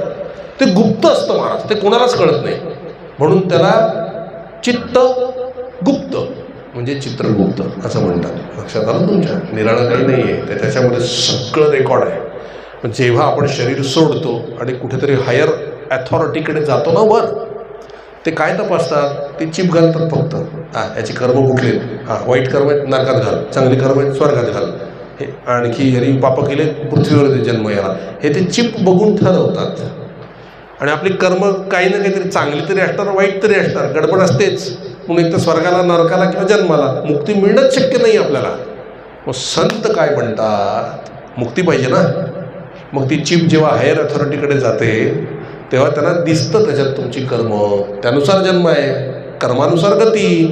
मग संत काय सांगतात? चिप फॉर्मॅट कर, डिलीट कर सगळी कर्म, पुसूनच टाक. म्हणजे ती चिप जेव्हा हायर अथॉरिटीकडे जाईल त्यांना काही दिसणारच नाही, खाली रिकामं. आता रिकामी पाठी समोर आल्यानंतर ते कुठल्या जन्माला घालणार? स्वर्गाला, नरकाला का धरतीवर? ते काय म्हणतात? काहीच दिसत नाही आहे, ब्लँक आहे, ते मुक्ती याला. कळलं मुक्ती कशी आहे? आता मुक्तीची प्रोसेस सांगतो. नामस्मरणाने मुक्ती कशी? सत्पुरुषाचा सहवास म्हणजे आत्म्याचा सहवास. महाराज म्हणजे आपला आत्मा, हे लक्षात घ्या. महाराज काय सांगतात? तुम्ही फक्त नाम घ्या, बाकी सगळं मी करतो. याचा अर्थ काय माहिती आहे का? ऑर्डर पास झाली आत्म्याकडनं, मालकाकडनं ऑर्डर पास झाली आहे की पहिली येते मनात. मन, बुद्धी, चित्त, अहंकार. अहंकार ऑर्डर पास करतं, जप करा. त्यांना माहिती नाही काय होणार आहे, त्यांना फक्त एवढंच करतं जप करायला सांगितलं आहे. अहंकारालाही माहिती नाही आहे काय, जप करा. मग या 20 तत्वांकडे ऑर्डर पास होते. मग आता हे 20 तत्व कर्मेंद्रिय कामाला लागतात. 5 ज्ञानेंद्रिय, 5 कर्मेंद्रिय, पंचमहाभूत, 5 त्यांच्या तन्मात्रा. श्रीराम जय राम जय जय राम, श्रीराम जय राम जय जय राम. संख्या कर, फक्त नाम घे, बाकी विचार करू नको. श्रीराम जय राम जय जय राम, श्रीराम जय राम जय जय राम, श्रीराम जय राम जय जय राम. हे करता करता करता करता करता करता 5 कर्मेंद्रिय, 5 ज्ञानेंद्रिय, पंचमहाभूत, 5 तन्मात्रा, पूर्ण शरीर नामाने भरून जातं. काय? नामाने भरून जातं. तुकाराम महाराज काय म्हणाले? नामस्मरणामुळे काय झालं? काम क्रोधे केले घर रीते. शरीर नामाने भरलं, शरीर संपूर्ण नामाने भरलं, असा अभंग आहे ना तुकाराम महाराजांचा. म्हणजे 20 तत्व शरीरात नामाने भरली आणि मग पुढे सरकतं ते नाम. 20 तत्व भरले की चालू असतं ना नाम, मग ते पुढे सरकतं. पुढे सरकलं की ते कुठे जाईल? मनात. मनात नाम शिरलं की मन संकल्प विकल्प विसरतं. स्वभाव केला मनाचा. आता मन काय करतं? फक्त मनातल्या मनात नाम चालतं. श्रीराम जय राम जय जय राम. आता वैखरी सुटली, मध्यमा सुटली, पश्चंती सुरू झाली, म्हणजे नाम मनात शिरलं. तिथून सुरू होत आहे श्रीराम जय राम जय जय राम. मन जेव्हा नामाने पूर्ण भरतं तेव्हा ते बुद्धीत शिरतं. बुद्धीत शिरलं की बुद्धी तुम्हाला स्वस्थ बसू देतच नाही, ती डिसिजनच विचारते. तिच्यापुरते एवढंच लक्षात आहे, नाम घे नाम घे नाम घे नाम घे. क्षणभर जरी नाम बाजूला झालं तरी पटकन आवाज, नाम घे नाम घे. आपण पुन्हा नामाला बसतो. बुद्धी नामाने भरली की ती पुढे शिरते, चित्तात जाऊन बसतं ते नाम. चित्तात नाम गेलं की सगळी साफसफाई सुरू होते. चित्तातली सगळी कर्म जळून भस्म होतात आणि नाम तिथे ठाण मांडून बसतं. त्याला चित्तशुद्धी असं म्हणतात. ब्लँक, जे मी मगाशी म्हणतो ना ब्लँक, तिथे तुम्हाला पुढचा जन्मच नाही, कारण चित्तात नाम जाऊन बसला. मग ते चित्तशुद्धीची प्रोसेस आहे. याला 3.5 कोटी जप पण लागतो. 3.5 कोटी जपात चित्तापर्यंत येतो आपण. मग तिथून नाम पुढे सरकतं आणि ते अहंकाराला फोडतं महाराज. अहंकार फुटला नामाने की तो देवाला शरण येतो आणि गळून जातो. मन गेलं, बुद्धी गेलं, चित्त गेलं, अहंकार गेलं, आत्मा स्वतंत्र झाला. तेच नाम आत्म्यात मिसळतं आणि नामरूप होऊन आपल्याला मुक्ती आणि आत्मसाक्षात्कार होतो. ही प्रोसेस आहे श्रीरामाची. लक्षात आलं? जेवढं सांगता आलं तेवढं मी सांगितलं, प्रयत्न केला आहे. म्हणून जर आत्मसाक्षात्कार पाहिजे असेल, मुक्ती पाहिजे असेल, फ्रॉम अगदी स्टार्टिंग टू एंड काय आहे उपाय? नाम, नाम आणि नाम हाच उपाय आहे त्याला. दुसरा कुठलाही उपाय नाही. म्हणून तुकाराम महाराज म्हणाले, नामेची सिद्धी, नामेची सिद्धी, नामेची सिद्धी, व्यभिचार बुद्धी न पावता आणखी काही करायला जाऊ नका, केवळ नाम घ्या. म्हणून महाराज म्हणले, फक्त तुम्ही फक्त, फक्त या शब्दाला फार महत्व आहे. तुम्ही फक्त नाम घ्या, बाकी सगळं मी करतो. मी करतो म्हणजे तुम्हाला परमेश्वर केल्याशिवाय राहणार नाही महाराज. इतकी महाराजांची ताकद आहे. असे झालं तुमच्या फक्त. म्हणून तू अगदी योग्यांचे योगी, ज्ञानियांचे ज्ञानी असे श्रेष्ठ संत कोण आहे? ज्ञानेश्वर महाराज भगवान. ते सुद्धा काय म्हणतात? मी नामच घेतलंय, तुम्ही नामच घ्या म्हणा. एक तत्व नाम दृढ धरी मना, हरीसी करुणा येईल तुझी. ते नाम सोपे रे, राम कृष्ण गोविंद वाचेसी सद्गत जपे आधी. नामा परते तत्व नाही रे अन्यथा, वाया आणिक पंथा जाशील झणी. ज्ञानदेवा मौन जपमाळ अंतरी, धरोनी श्रीहरी जपे सदा. आहे की नाही? हरिपाठातले अभंग आपल्याला माहिती असतील. नाममंत्र जप कोटी जाईल पाप, आहे ना तुकाराम महाराजांचा अभंग? वाचतानाच आपण गडबड करतो. नाममंत्र जप कोटी जाईल पाप, नाममंत्र जप कोटी जाईल पाप. आता कळलं? 3.5 कोटी 13 कोटी का आहे? वाचताना कसं वाचायचं आहे? नाममंत्र जप कोटी जाईल पाप. सगळं पाप जायला कोटी कोटी जप करायला लागतं. इतकं सोपं नाही आहे. एवढं नाम घेतलं तर होत आहे. लक्षात? खूप काही आहे सांगण्यासारखं, पण ही अशा पद्धतीने प्रोसेस आहे. मग ते सगळे तत्व 25वं तत्व टाकल्यानंतर तो पुरुष हलायला लागला आतमधला त्या अंड्यातला, आणि तो अंड फोडून बाहेर आला.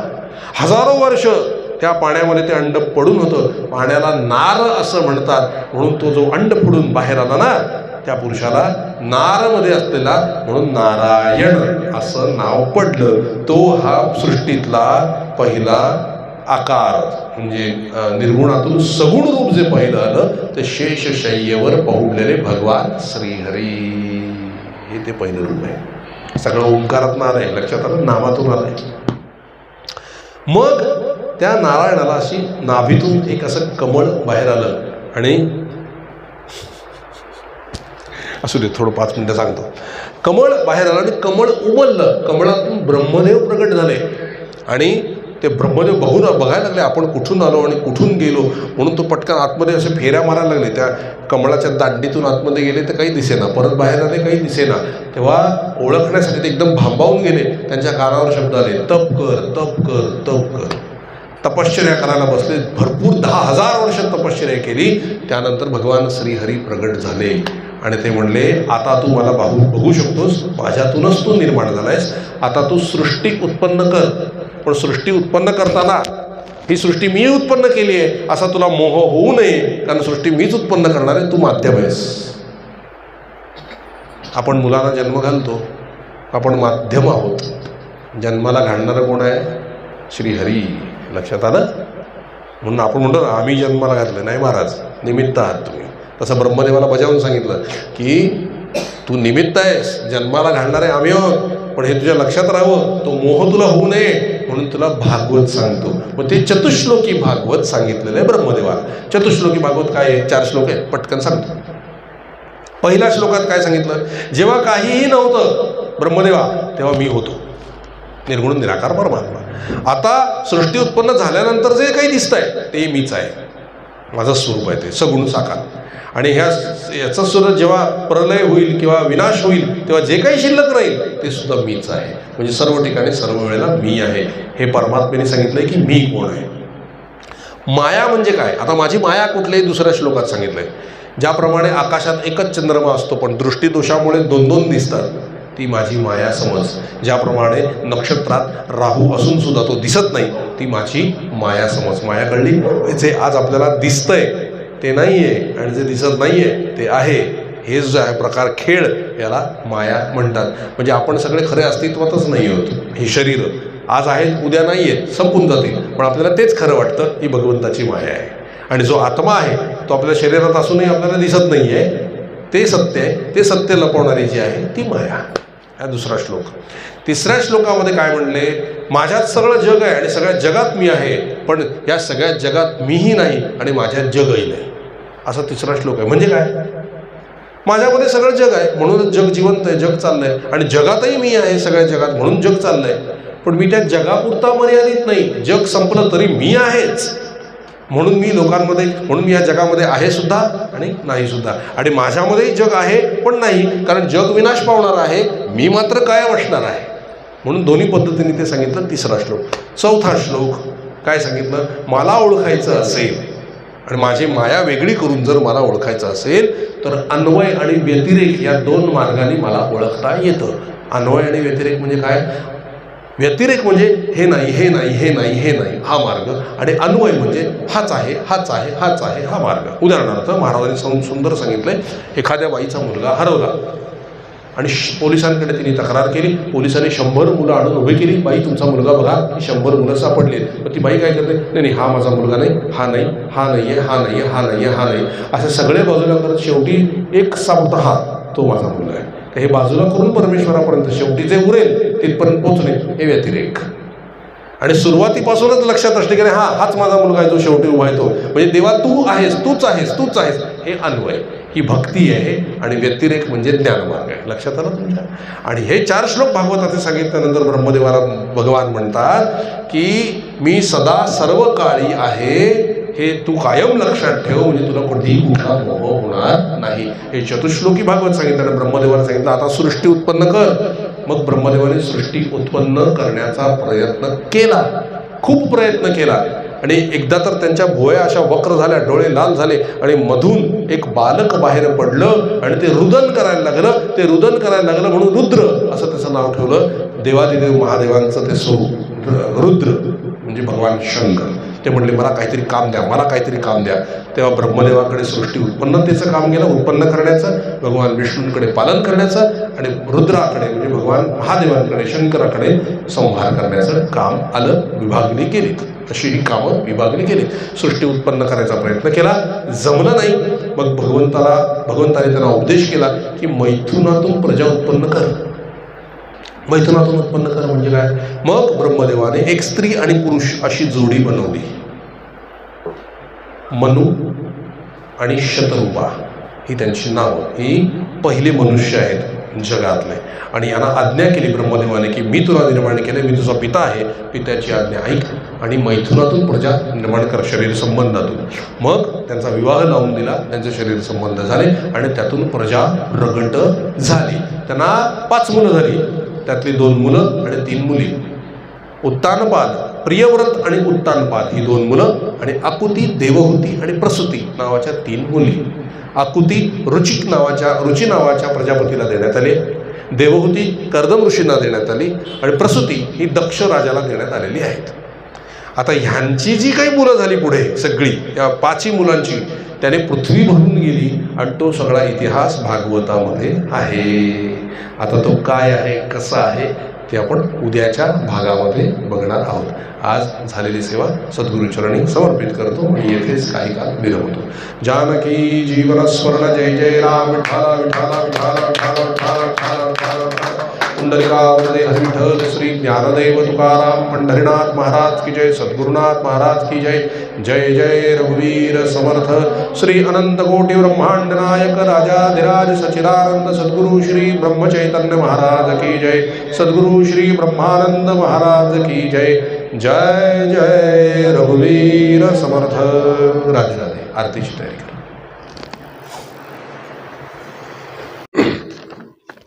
श्रीराम समर्थ.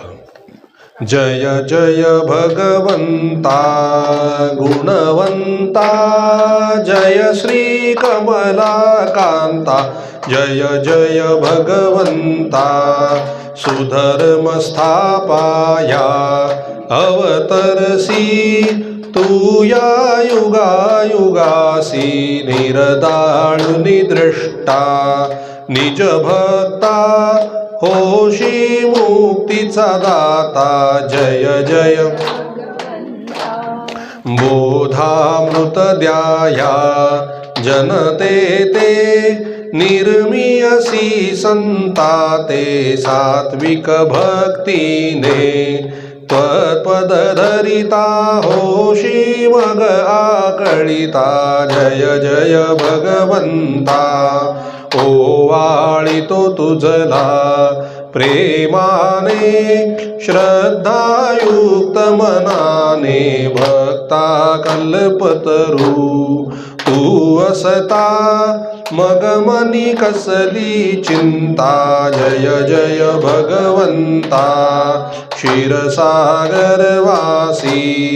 प्रभु असशी लक्ष्मी उभी चरणाशी अनंत नामानी निज भक्ता दाविसी रूप अनंता जय जय भगवंता गुणवंता जय श्री कमलाकांता जय जय भगवंता गोपाल कृष्ण भगवान की जय सद्गुरुनाथ महाराज की जय जय जय रघुवीर समर्थ राधे राधे